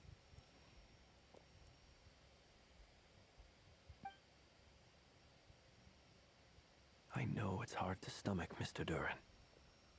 But as I'm sure you've noticed, there is nothing we can do to intervene in that which unfolds before us. Why are they traumatizing the baby? But we have to at least try. And try you have. But are you aware of how many unsuccessful attempts you've made now? I wasn't keeping count. He can only count to 2. For the 2 horns on his head. I'm afraid this is the 39th failure so far. Or the 5th if we're only counting this particular victim. There are no indications that these phantoms may be altered in any way. You seem to have calmed down a little. Oh, hi Flicky, thanks for stopping by. I'll make us a fire. You should rest and have some water. Yeah, Flins is so calming. He's just, when he talks, it's just so reassuring because he's not too serious, but he's not goofy. It's just really Feeling comfy. any better now, Mr. DURIN? May I ask a few questions? Be my guest. What exactly are we witnessing here? What happened to those people? My guess would be that we are seeing Nodcry during the Conrian Cataclysm. Would that be accurate? Conria. That is correct. As you know, once the Abyss senses even the tiniest crack, it floods in and spreads like wildfire. There was a time in the distant past when it permeated all of Nodcry, causing immeasurable harm. The people paid a terrible price to heal this land. Speaking of Konya, I completely forgot if Dane's left at the end of the last quest or if he's still somewhere around here. Then 500 years ago, the whole of Tevat suffered an abyssal disaster. Once more, not... I see. Shit. Yeah, I love Nicholson. Then 500 years ago, the whole of Tevat suffered an abyssal disaster. Once more, Nodcry was dealt a devastating blow. He left to cry in a corner. Understandable. In the face of the abyssal onslaught, all were like grains of sand tossed around by a tidal wave. Be they human, fey, or God. The moment you witnessed is but one drop in a whole ocean of catastrophe. All right. I guess that answers my second question, too. I wanted to know why there's nothing I could do to help them, and that's because what we are seeing is history. That would be my guess as well. As I understand it, history and fate are not all that dissimilar. The latter may be unseen to us, but both are immutable. I was just thinking about how pure and innocent DURIN is acting like, I mean, he is a child, and it just reminded me that his friendship with Wanderer is sort of similar to how he's tried to raise a little boy when, like, before he was Scaramouche. And that just made me sad because it's like he has this relationship that's just like the one he had in the past. So that's probably doing things to him in his head. Yes. Fate was determined long, long ago. I still have a couple of other questions for you, Mr. Flint's. You mentioned more than one abyssal disaster that has struck this land in the past. How can you be sure that what we're seeing is from the Conrian incident? Sorry, I just had to mention it. And also, how are you able to stay so calm when you're talking about these events? From everything I know about you, you're not cold or ruthless, and you're not indifferent to the suffering of others. Alas, I am forced to show my age. I must be 600 or 700 years old by human measure. That's pretty young for this game, I'd say. Wait, so you... Oh, he said 6, 7, right? One is not easily moved by history when one has witnessed the truth firsthand. Yep. I'm sorry. You needn't apologize. Your passion is a good thing to have. Treasure it, because someday you may find it in terribly short supply. Aw. Now, at the risk of offending you, I have a question in return. Your curiosity toward the abyss, is it born from hatred or because you sense its call? I only ask because I kept a fragment of Rarir's body in my lantern for a short time. Specifically, his heart. So I know what a burden it can be to carry the abyss with you.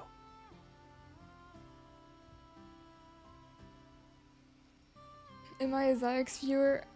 I wouldn't say I'm a regular viewer, but I do come across him online quite often. He's really funny. And I hear its power growling from somewhere within you. In my eyes, your mere existence is a miracle. My honest answer is... I don't know. I don't think I have the confidence to say for certain. What I will say is the abyss is not the only issue that haunts me. Even before I became who I am today, the question dogged me constantly. Should I even exist at all? My doubts remain unresolved. But when we fought Rarir, something became a little clearer to me. Should I even exist at all? That's so sad. Also, his tail is clipping through the chair, but... like, at this point, who cares? You exist, so just continue to exist. It's the same for everyone. Sometimes it is the darkness within us that allows us to achieve the impossible. I certainly got the sense from your 39 attempts that you were trying to achieve the impossible. It sounds like you've resolved to see the truth for yourself. The truth of this world. Absolutely. In that sense, he and I are quite similar. Then I wish you every success. I look forward to the day of your transcension. Well, if everyone's caught their breath, I suppose we should head back. Oh, and one last thing. I'd appreciate if you kept our discussion about history a secret.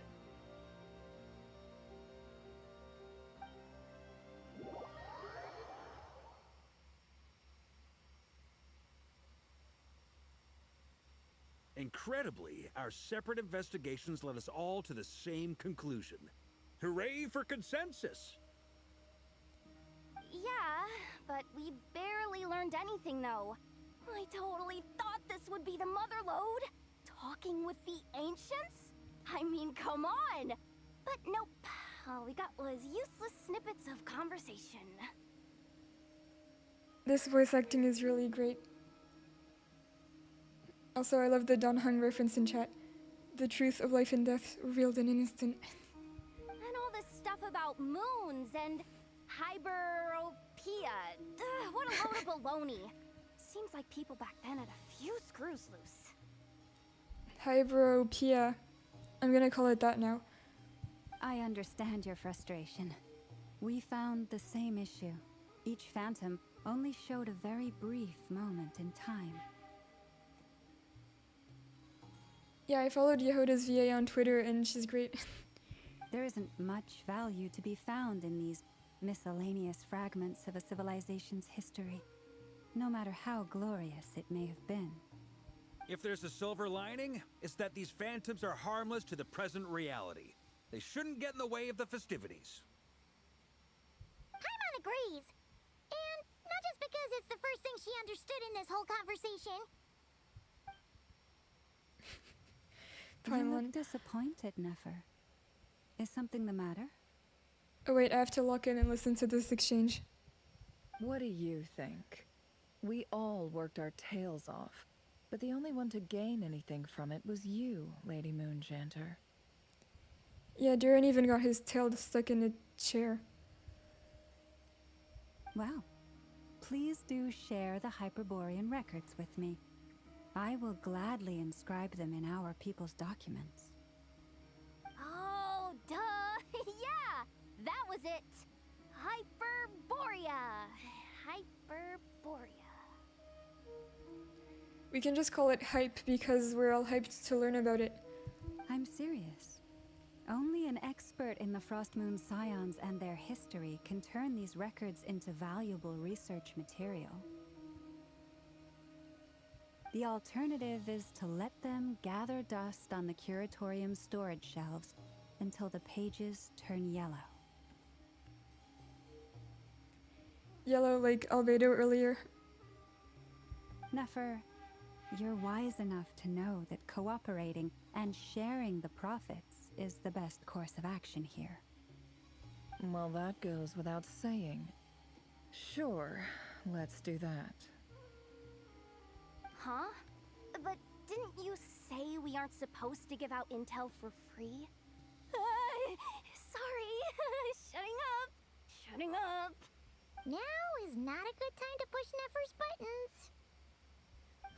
buttons. Yep. Anyway, back to Moon Prayer Night. I'm thinking that we should prepare something a little special, aside from the usual decorations and so on. The Yuri in this region was, why am I speaking in past tense? It is so good. It's just a whole feast. You mean a parting gift? Can't go wrong with food. Although, does food go bad on the moon? Perhaps a lantern would be a better choice. It might be dark up there. It could prove difficult to light a lantern on the moon. Magical stones might serve that purpose better. What about a clockwork mecha model from Fontaine? I've got a whole bunch at home. I use them for fighting practice in my free time. I was gonna say, is that allowed? But then I remembered that there's no laws in this place, so that's nice. None of these sound like things she would be even remotely interested in. But we don't interact with her enough to know what she likes. They just keep up cramping that. They keep cramping up the Yuri dial. Yes, and I think they should crank it up even more. And I'm manifesting for the rest of this quest just more Yuri. Yeah. It would really save us the guesswork if someone could find out what she's into. Wait, what the? Traveler? They're all looking at you. Great! Haha, problem solved. Now, I need to stop by Dory's. Gonna need her help sourcing a bunch of stuff for the festival. Then let's leave it there for now. We all have our own business to attend to. Traveler, if you find out what Kuutar likes, let us know right away. Yep. Well, actually, I have an idea, but I've talked about too much Yuri for the last 2 minutes, so I won't say it.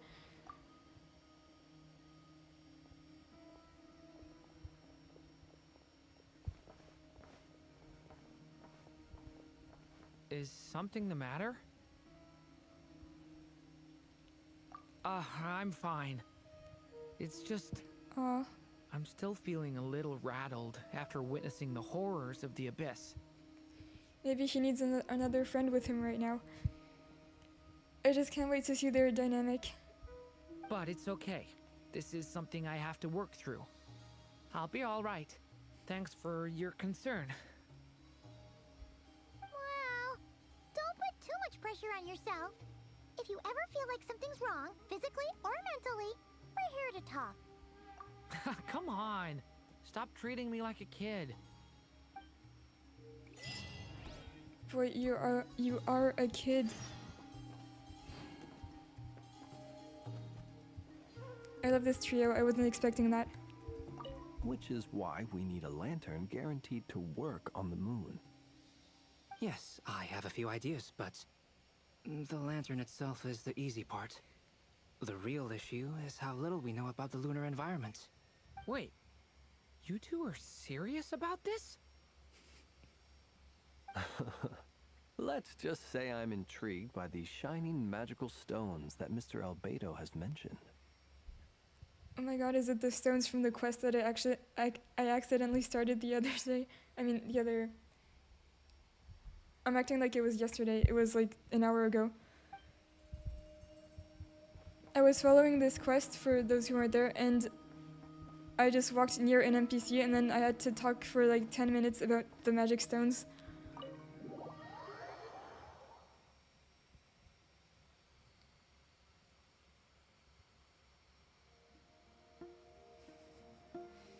Oh wait, shit. I was too excited, sorry. It's okay, they're still here. Miss Lauma, would you accompany me into town? I think it'd be best if you saw the Frost Moon Scion's decorations for yourself. Very well. Let's go. Cute. Lucas Ashru.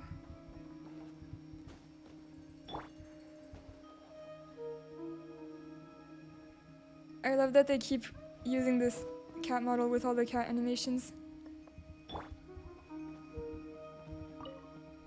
Could you do me a solid and try to smooth things over with Boss Neff? It'll be okay.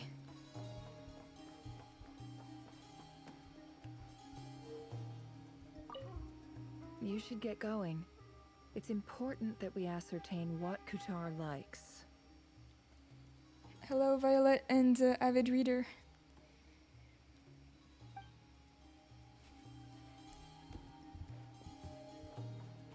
By the way, I'm trying to interact with the chat and say hi to everyone, but if I didn't see a message, I'm really sorry. I'm really not used to paying attention to both screens.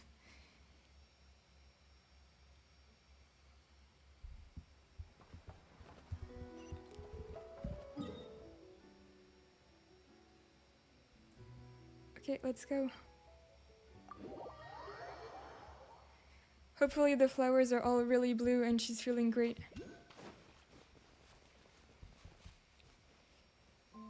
So, about that.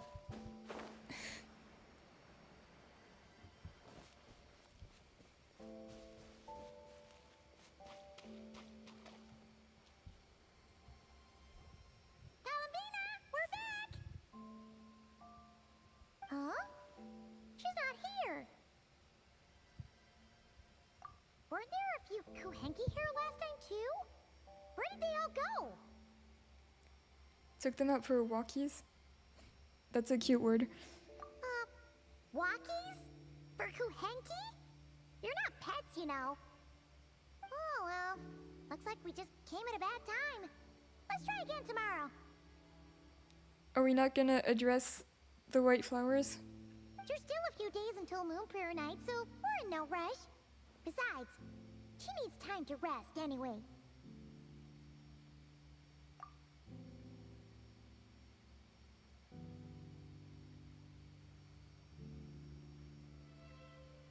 Kalamina! Are you back yet? Oh, how strange. Looks like she still isn't here. Did the white just spread? It was up to here before. Right? It's not like her to spend so much time outside. Especially since she's worried about attracting unwanted attention. I think she's straight up not here. As in, What about Luonatar? Luonatar, you there? Wait, no, maybe she is here, but she's like on the ground somewhere. We have to look.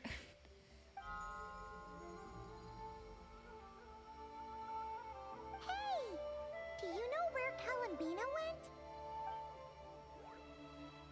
Sorry, didn't understand. But if you know where she is, could you take us to her? Yeah, that's even stranger. Okay, it took a day and an hour for us to notice all the white flowers everywhere. What about him? What about him? That's not good news. They change color when Kalambina gets weaker, right? And they look super pale right now. Good idea. She might know what's happening.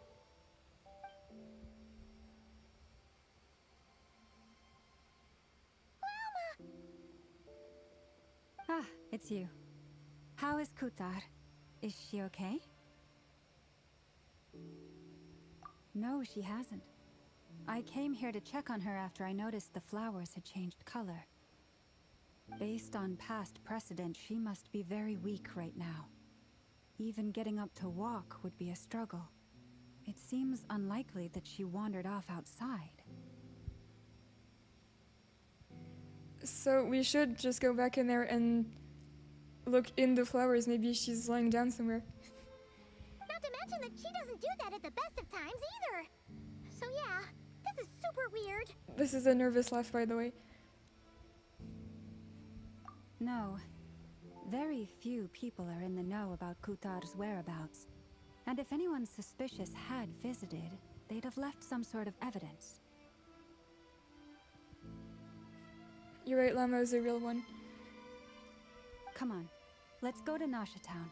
If anyone has seen her, someone there will know about it. It's Notcry's information hub after all. Makes sense. Let's go!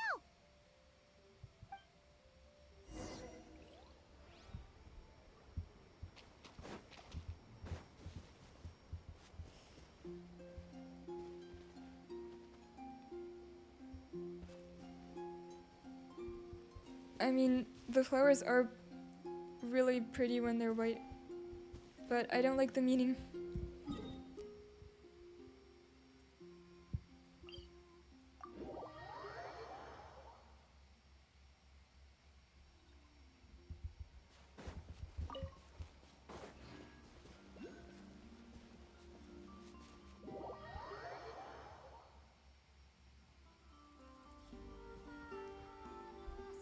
Oh my god, is this another quest?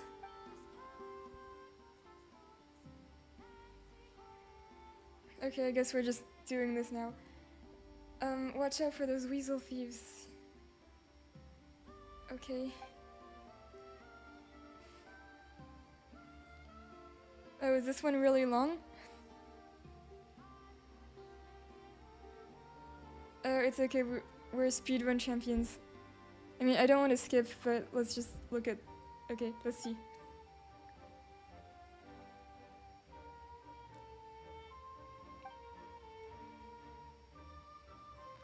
I should have walked around more to get this out of the way.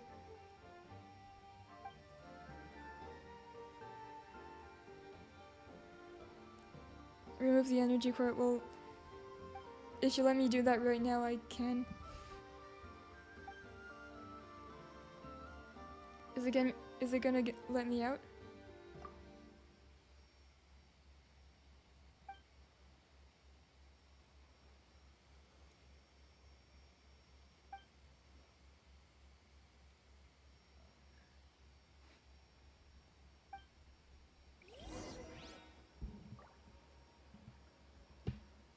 Okay, we're good. Does this make Whoops. a good ending?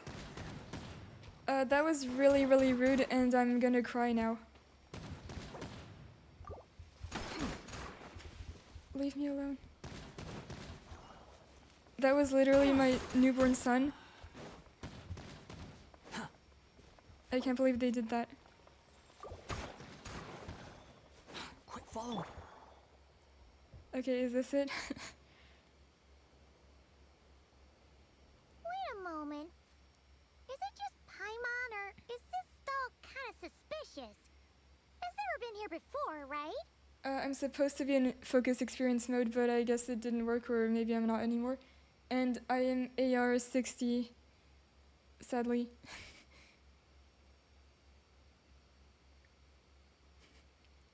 Did I die right after saying we're good? Oh my god. That was so sad. I knew running around with level 1 DURIN was a risk, but I didn't want it to happen like that. No, I don't recognize it.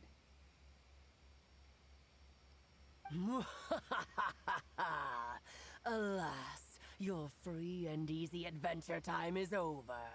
Now, prepare to face the final boss of Nod Cry. Who could this be? Whoa! Where'd that voice come from? Not sure, but it's definitely hostile. It's fine. No, no, no, not that way. The final boss is right here. The sniffer mole? Wow, Alice reveal. I can't believe she looks like this. I can really see the resemblance with Klee. That's the final boss? Surely not. Also... Okay, the jig is up. I'll stop teasing you. Turn around. I'm right behind you. It seems I've managed to leave quite an indelible impression, even though you've never seen my face. Oh, nothing my could make a God. great mage more pleased with herself. That animation is so... what? Did you just adjust the camera? Great adventure of the realms, Dodo King, defender of Mondstadt, old Mondstadt. But most importantly, mother of the most adorable Klee. So true.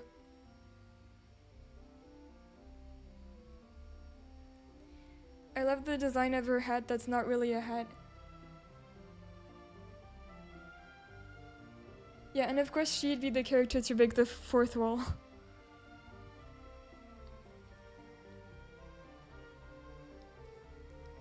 She is so gorgeous, it was worth the wait.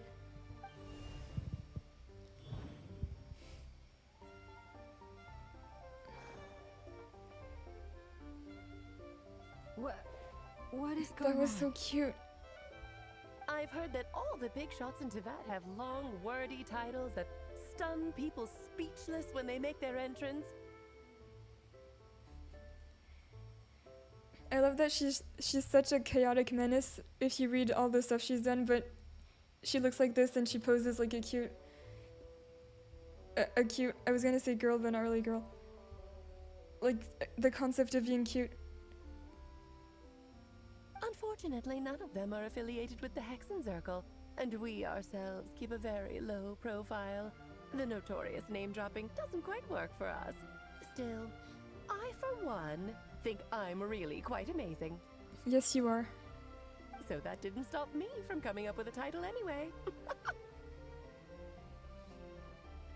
Alice? It's really you this time? Not a lantern or a Dodoko, but Alice in the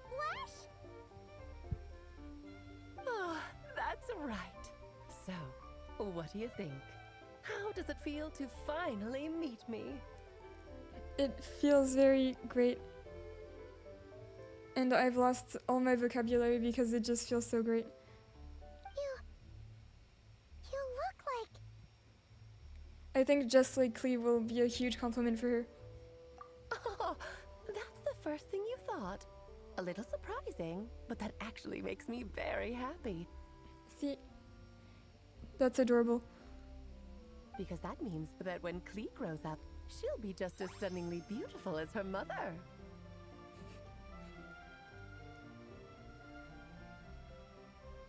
She does kind of remind me of Cyrene and Elisa. So she's a friend of yours? Is it Alicia? I'm not sure.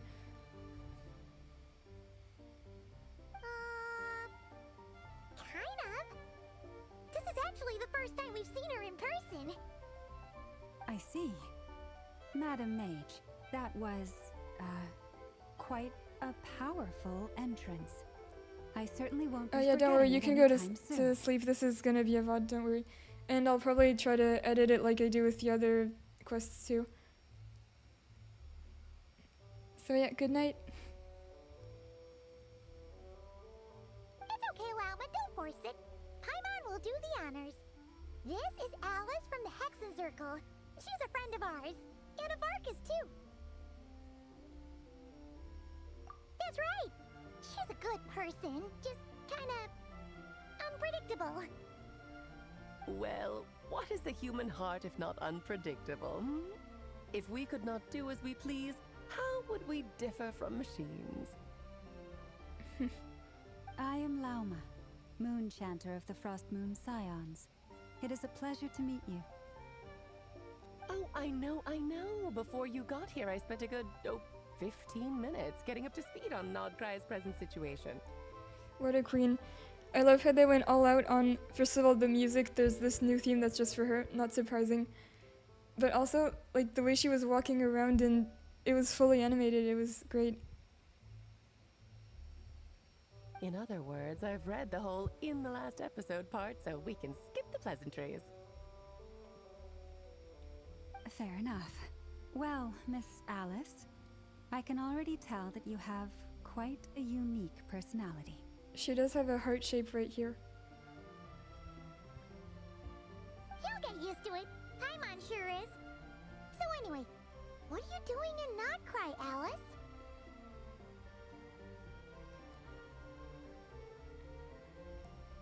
Yeah, I was trying not to say it, but that did remind me of someone else.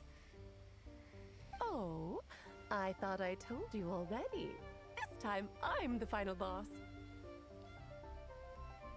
I kind of doubt it. And what a formidable foe I shall be. Powerful, confident, decisive, and good luck finding my weak spot. You will never succeed. Oh, drat! My one weakness, and you found it in an instant. Fate has been dealt a devastating blow. Yeah, Lauma is just here. She does not know how chaotic this woman can be. Thus falls the great Dodo King. Why are you playing along with this nonsense? Why not? Why wouldn't you? For funsies, of course. What's wrong, Paimon? Are you disappointed in me? Am I a gigantic letdown? No, it's just... you seem like a busy lady. And this is the one time you've shown up in person. Paimon figured it would be for something more high stakes than just goofing around. You're quite right. I'm here in Nodcry because something big happened. Something big enough it caught the attention of the Hexen Circle. It concerns the 3 moons, Tevat's borders, and of course, the moon goddess you are currently searching for. And potentially Ajale Naknuts.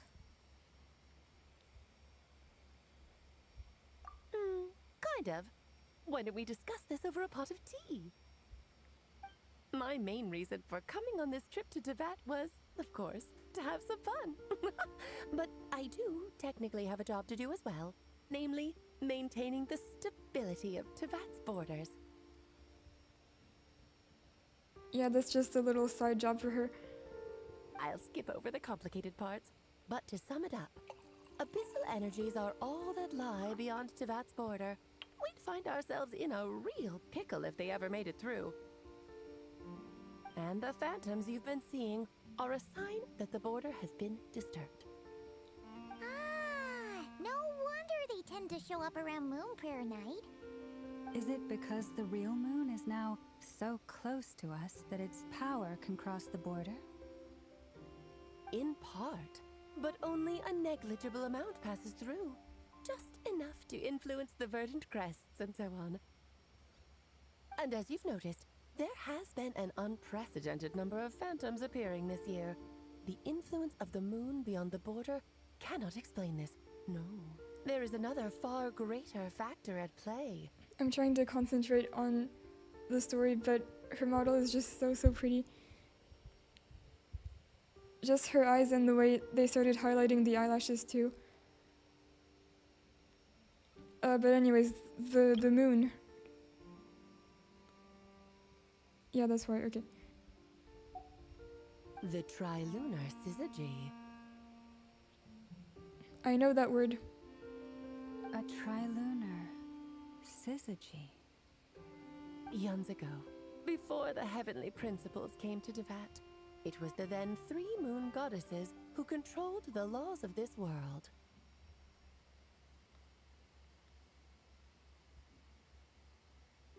Oh, that's exactly it! The 3 goddesses split these powers amongst themselves, promising never to consolidate them into one singular body. This was meant to keep the world stable. But, fast-forwarding to the present, the eternal moon's marrow is with you, while the iridescent moon's marrow, which should never have appeared in this world, has been retrieved. Add that to the presence of a moon goddess in the flesh and... the power of all 3 moons is gathered here in Nodcry. There hasn't been an event like this since the War of Funerary Flame. Huh.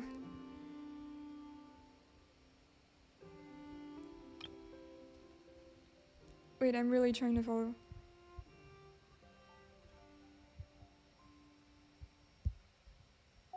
Okay, my mind was elsewhere. I might have to stop after this scene because it's getting late for me too. But let's finish this scene with our queen.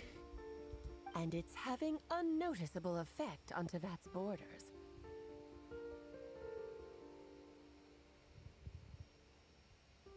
Because I wish to give my darling daughter a peaceful, sunny environment to grow up in.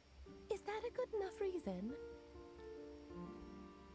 This is just like a little playground or a little park that she dropped Clee in, and she just wants to protect it for that. That's great. Kinda sounds like you're dodging the question, but it does make sense. Well, that's one reason anyway, and the most important one. The others are a little complicated to explain. For instance, cleaning up after dearest Miss R. Albedo could tell you more about that if you're curious, but right now, I have a more important question to ask you.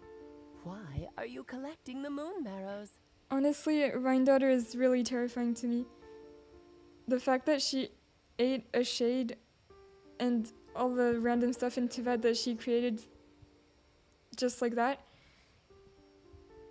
it's terrifying. It's even more terrifying than what I've seen Alice do.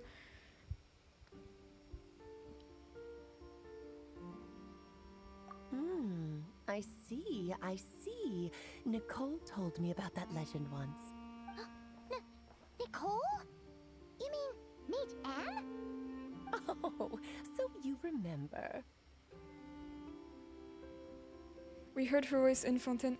Well, I associate her with the different quests, and I know it's not mandatory for the Archon quest, but I'm just kind of attached to Nicole because we first heard her at the end of Inversion of Genesis, and now I just forever associate her with that quest.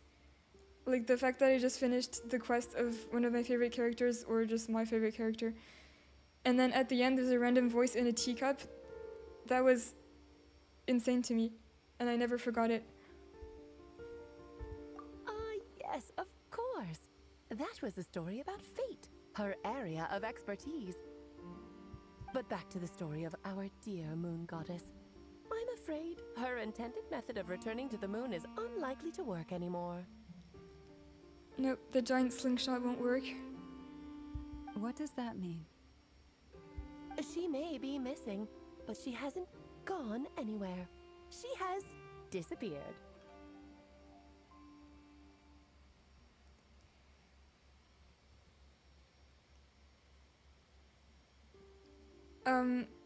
I didn't want to mention it, but I kind of thought that, because if she wasn't in that place where she always was, she wasn't just gonna be strolling around town, so I was kind of scared that she just... I don't know, but I'm really scared for her.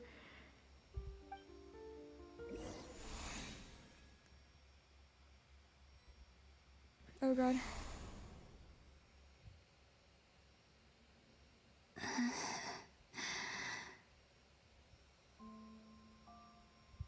My body is so heavy. Wait, no. It's my mind that's heavy. My arms and legs are as light as a feather. What's happening to me? I feel drowsy, like I've been asleep for too long. Is it daytime or nighttime? Is the moon out? Please don't turn into a ghost. I think I'll go for a walk.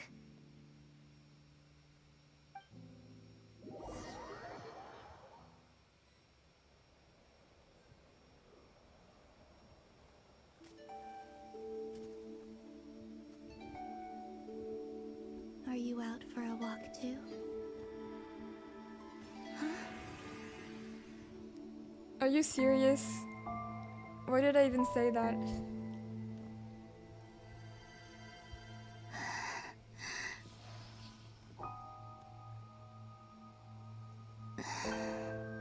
The day has come at last.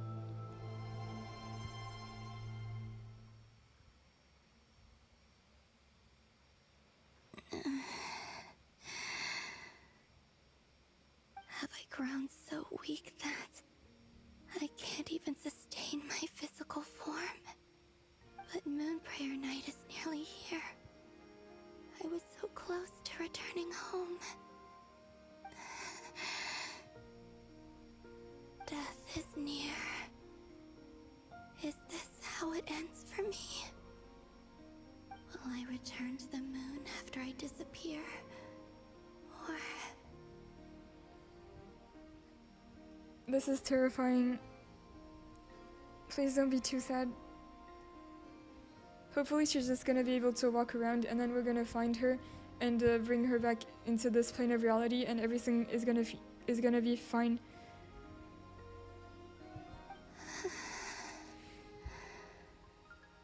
I don't want it to end like this.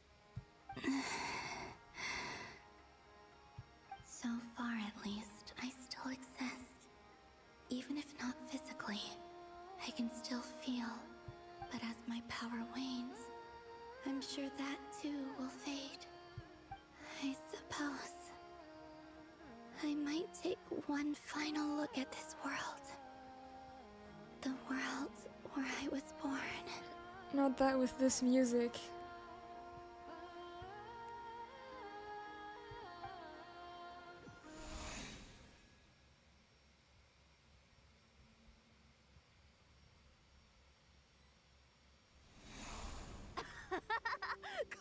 Come on! Imagine she starts walking around for her last moments, and then she runs into an NPC and accidentally starts a quest that lasts like 20 minutes. Wait for me! The Frost Moon Enclave. How much it has changed since I was born. These decorations, they're so heavy. It's times like this when you kind of wish men could be priestesses and acolytes. How fascinating. I've I've never had the chance to be privy to people's private lives in this way. The shading on her hair is really, really nice in this phantom mode. In the past, people would get so solemn and serious the moment I showed my face, like they were frozen stiff. Karina, Lametti, it's time to eat. Coming!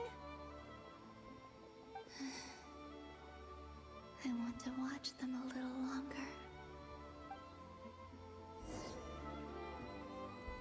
No way. Oh, she's all floaty.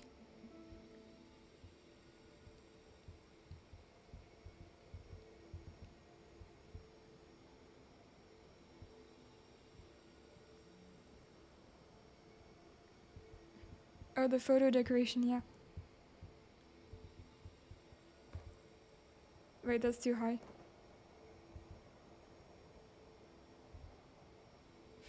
Oh, she's so cute. Look. I don't know, I can't take an in-game photo, but I'll go back and screenshot it in the VOD. She's so tiny.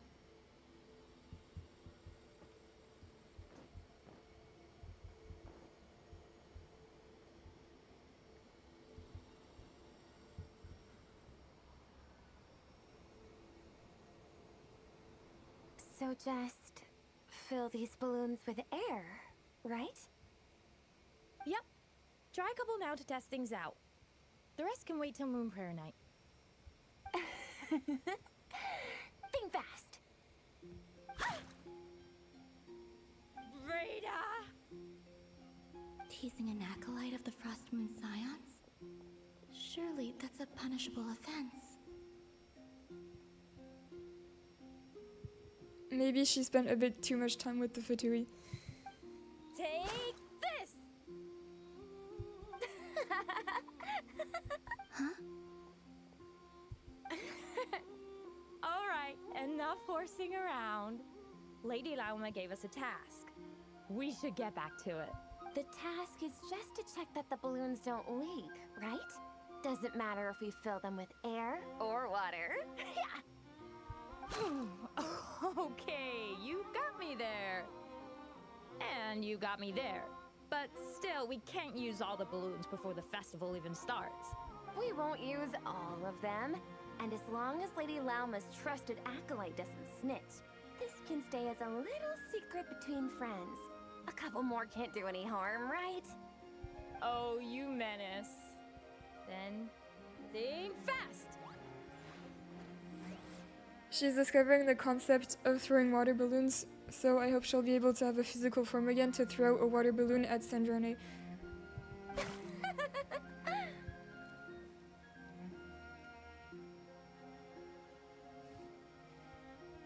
Yeah, they are huge. Is pumping a balloon full of water really so much fun? You should try it.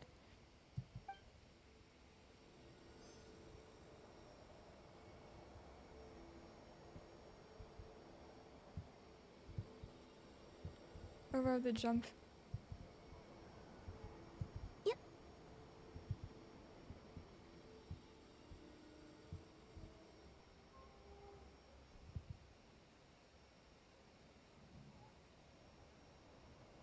I'm sure you're both tired from playing all day. Come on, eat up. A plain, humble meal. That has always been the way of the Frost Moon Scions. Huh? How come Lametti got a midsummer berry dessert? Oh, I always get Lockaberry. I don't mind sharing. You can have a bite of mine if I get to have a bite of yours. Hmm? They're sharing food? I've never shared food with anyone before. Even at the Harbinger tea parties, everyone just ate off their own plate. Aw.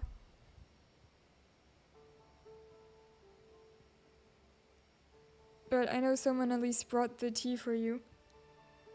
And when I couldn't finish my food offerings from the Frost Moon Scions, they'd leave the leftovers out under the moonlight for the animals to claim. Hey!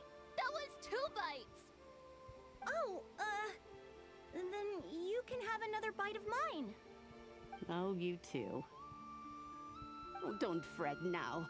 Here, have some of Granny's too. So this is what it means to be family.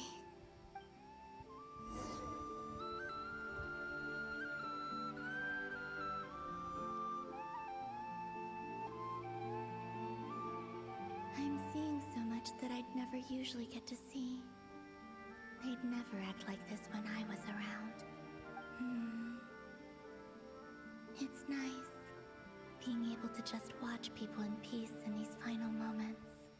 What a rare opportunity. Stop saying final moments. I think I'll go take a look around Nasha Town, too. Maybe the Traveler will be there.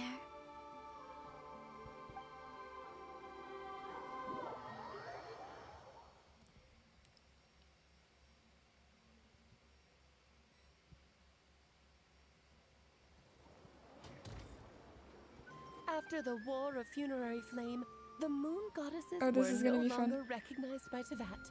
They lost the whole foundation for their existence. That's why the moon goddess's strength is fading. She cannot withstand the world's rejection of her. To be more pedantic about it, the moon goddesses did something to offend the heavenly principles, and that's why they were ousted. Something of a recurring theme in Tevat's history. Theoretically, speaking so candidly should put me in their crosshairs too, but they can't tell me what to do. I'll say whatever I want. Anywho, the Moon Marrow energies were but a drop in the bucket for her, and that battle against the Ray Hair of Solnari only weakened her further. Fortunately, it happened close enough to Moon Prayer Night, when the Kuvaki concentration here is high. That's the only reason she managed to survive this long. Thanks for the info dump, Queen. What do you mean, fortunately? You said she disappeared.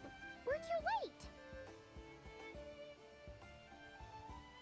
Wow, so if they actually think it's too late, then that's their reaction to her disappearing? Because I would be crying and shaking and on the ground. They're just like, oh, well, we're too late. Oh, what a headache. I thought this was all common knowledge. I guess I have some more explaining to do. Okay, buckle up. It's time for another lecture. Thank you. Now, I said earlier that the moon goddesses lost the foundation for their existence. I thought she just sat on nothing and I wouldn't even have questioned it. If she just sat on the air, I would just feel like, yeah, she can do that. The reason for that has to do with the natural order. Basically, the rationale for their existence in Tevat was lost. The same logic applies to the present moon goddess too. Consider her existence so far. Her comrades in the Fatui called her Damselette. And she was worshipped as Kuutar by the Frost Moon Scions. But these connections have now been severed, whether by her hand or yours. We can bring them back. So, the rationale that once sustained her existence is now gone. Wait, we did that to her? Oh, well, strictly speaking, yes. But let's not start pointing fingers, shall we? I'll only end up as the big bad villain, and that's not the kind of final boss I want to be. Of course I do. I'm only the greatest mage in the whole entire world. Now, if you wish to find your moon goddess, there are two problems we need to solve.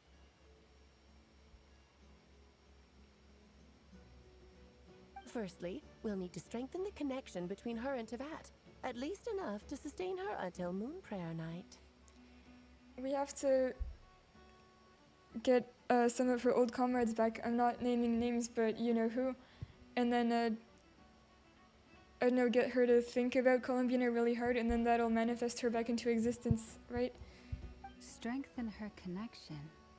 But does that mean I'll have to rally all the Frost Moon faithful behind this? I'm afraid a bygone faith and a former home won't be of any help to her now. Do you know her name? Marion? Her name? Oh, yes. Names are very important things. I thought she was asking us who would is a help. fundamental concept that anchors one's entire existence. then your first job is to find it. As a moon goddess, I'm sure she must have a name she identifies with. Neither Columbina nor Kuutar is her true name, and she's never really accepted either of them. But she doesn't have one. So, finding out her real name is enough to sustain her existence? Yes, I know it sounds like a small step, but every journey begins that way. So for now, that's all we need to focus on. The second problem is with her plan to use the moon marrows to return to the moon. Unfortunately, piercing through the false sky will take an enormous amount of power. Given her current condition, she won't be able to provide anywhere near enough power, even if she recovers her physical form. But no need to fret. Nicole's the expert in this field, and I'm sure she'll figure something out. Oh, let's go. We'll meet Nicole. Wait, Mage N is going to help us out too? That means we've got 2 Hexacircle mages on the case. This is turning into a pretty big deal. Her true name is John. Yeah, sure, why not? If they name her something like Hat Guy, like instead, Moon Girl, I'm gonna uninstall. Actually, this is more of a side quest for me. Like you said, I'm a busy lady, so I can't stay for too long. I'll have to return to Tibet's border soon. Is anything not a side quest for Alice? I can't think of something that's important enough to be a main quest for her. That's the upside you get for looking I out guess for taking my care of little Klee. Taking care of Klee is her main Hopefully quest. that will incentivize you to carry on keeping her company in the future. Anyway, jokes aside, you'd better get moving. It will take quite a miracle for the moon goddess's consciousness to hold out till moon prayer night. Oh, I suppose I might as well tell you where Nicole is before I leave. Off you go now. Please do. Time to meet your new friend. Oh, yes, and a little suggestion. Don't forget to mind your heads. Don't get so close, I'm gonna blush. What?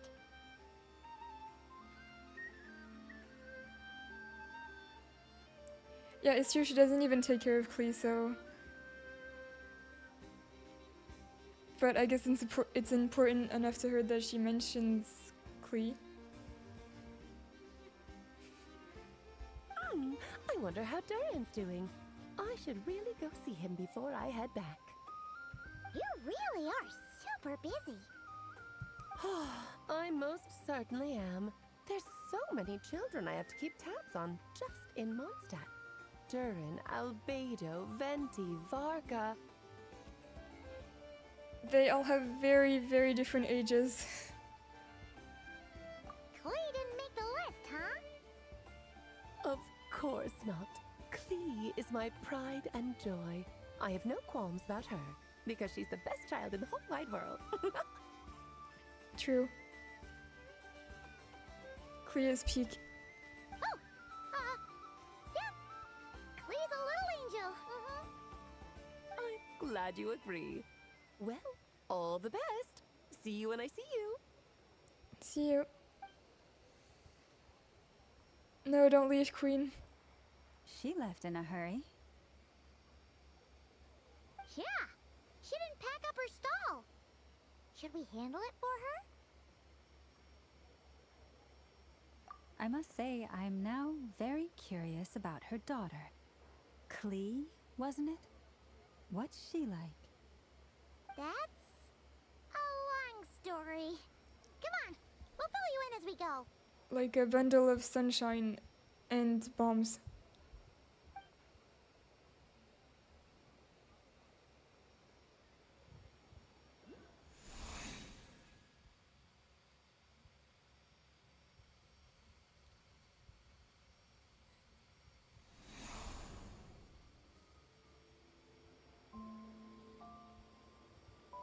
What a lively place.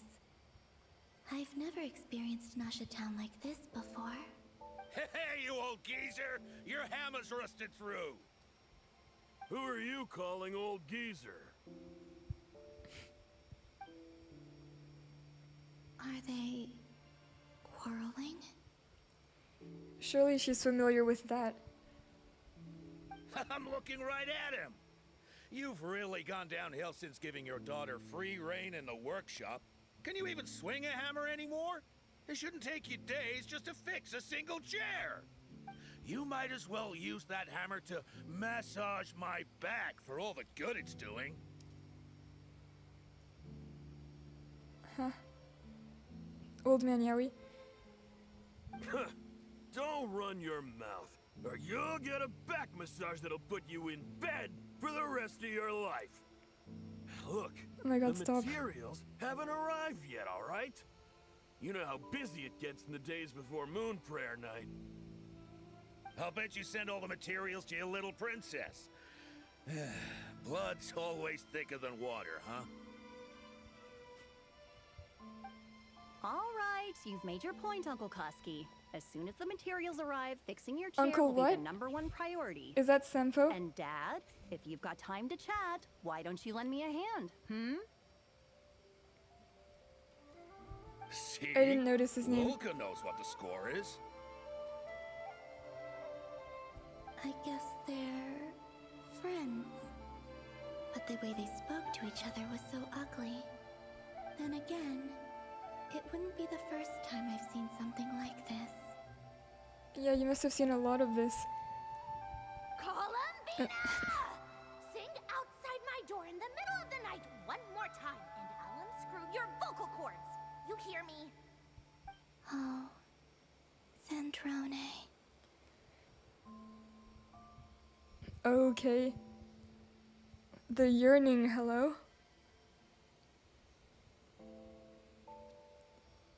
Just oh Sandrone? Oh, Zandrone. Goodbye. So that was her way of trying to be friends with me. That's so sweet. What a pity. I won't get the chance to say any ugly things in reply.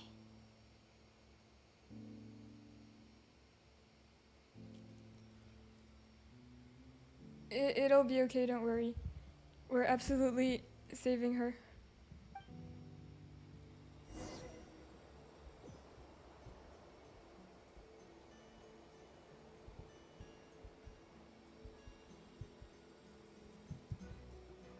Oh, she does spin. Ooh. Hey, have you decided what to give her for Moon Prayer Night?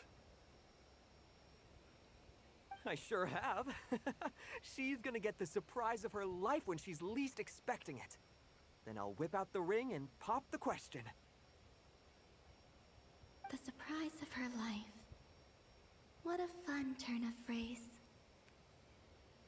The last time an NPC got engaged in this story, it didn't really end well. Cool, I get the picture. You can spare me the gushy details. Ooh, looks like we have a customer.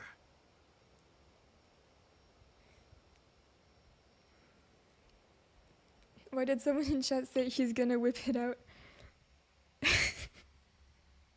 Stop. Hello there, ma'am. Would you like some Moon Prayer Night candy? Huh? Is he talking to me? Can he see me?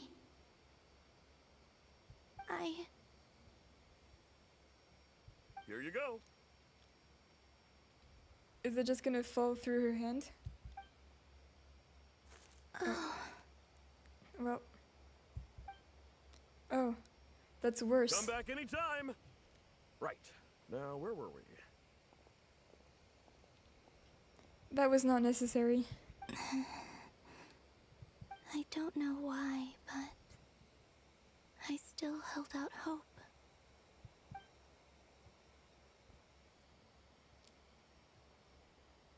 The most important thing right now is to find that mage. This name thing seems super important too, but where do we even start looking?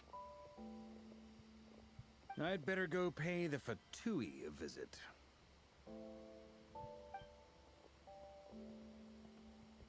No.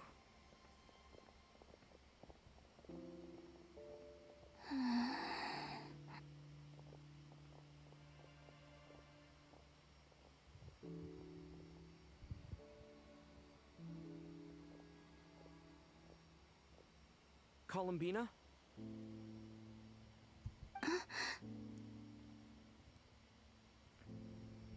Please don't be a false alarm again. Oh wait, okay.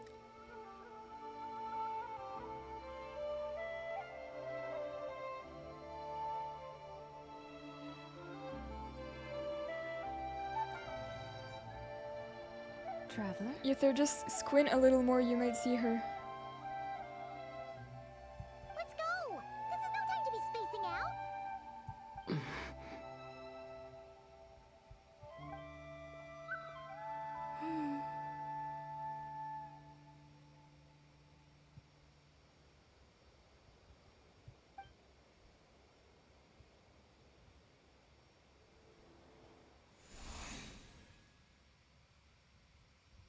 Maybe it's not so bad just quietly staying by their side like this.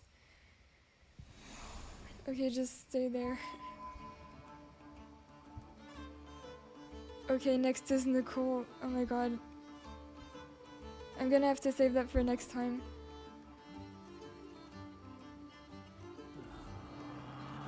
The next one is long. Oh, wait, can you stop for a sec? Let's have the quiet boy.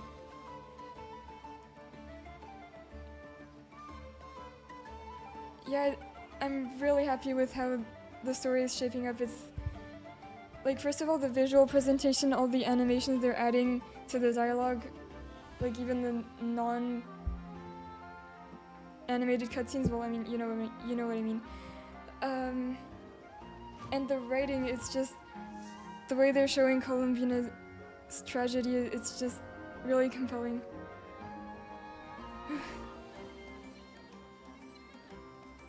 Nicole is your favorite Hexen Circle? She might be mine too for now, but we haven't met her yet, so we'll see. Look, he's gonna burn a flower again.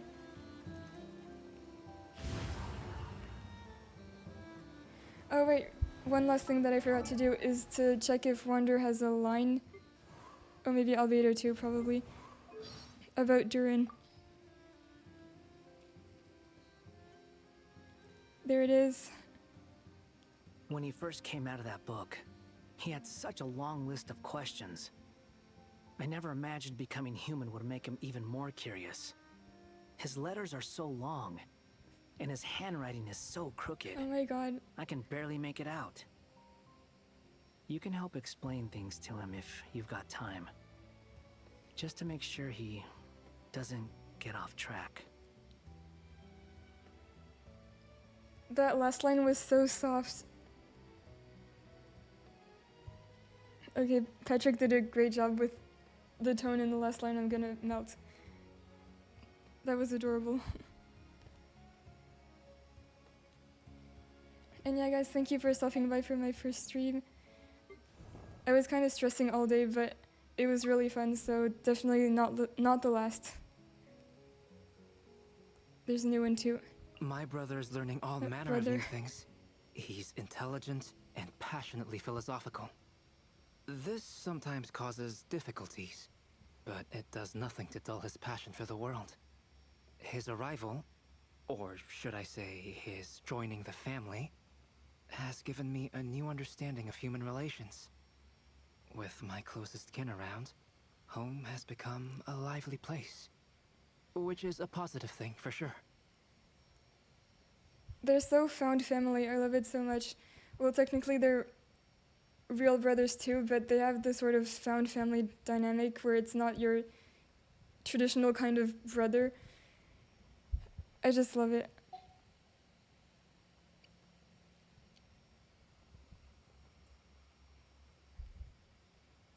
And yeah, I did see that during story quest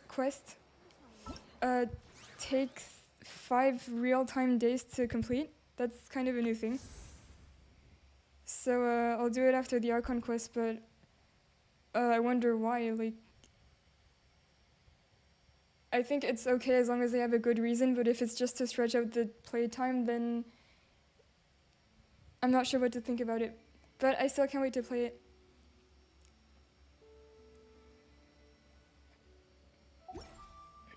So yeah, that's about it. I'm gonna sleep in a cocoon like he does. And see you next time soon.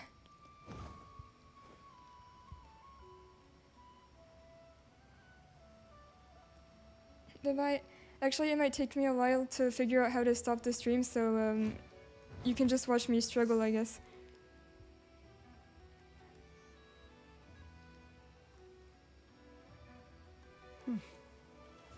Or just to stop the stream. That's probably how you do it.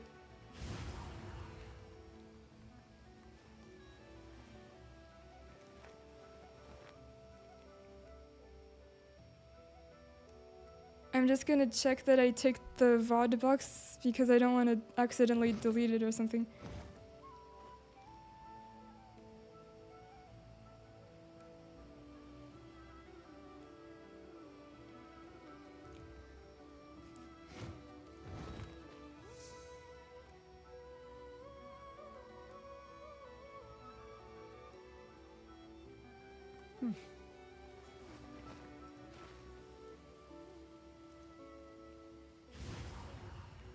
Wait, I'll make a new playlist for streams. That'll work.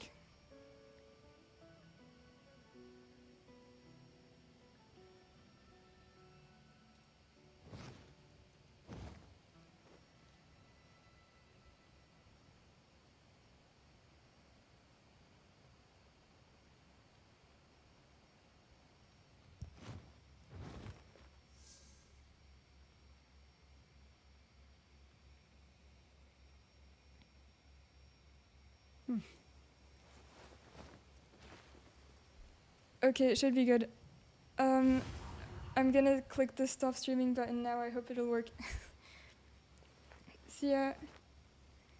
Good night. Or good afternoon or good morning if you're in a different place. Bye-bye.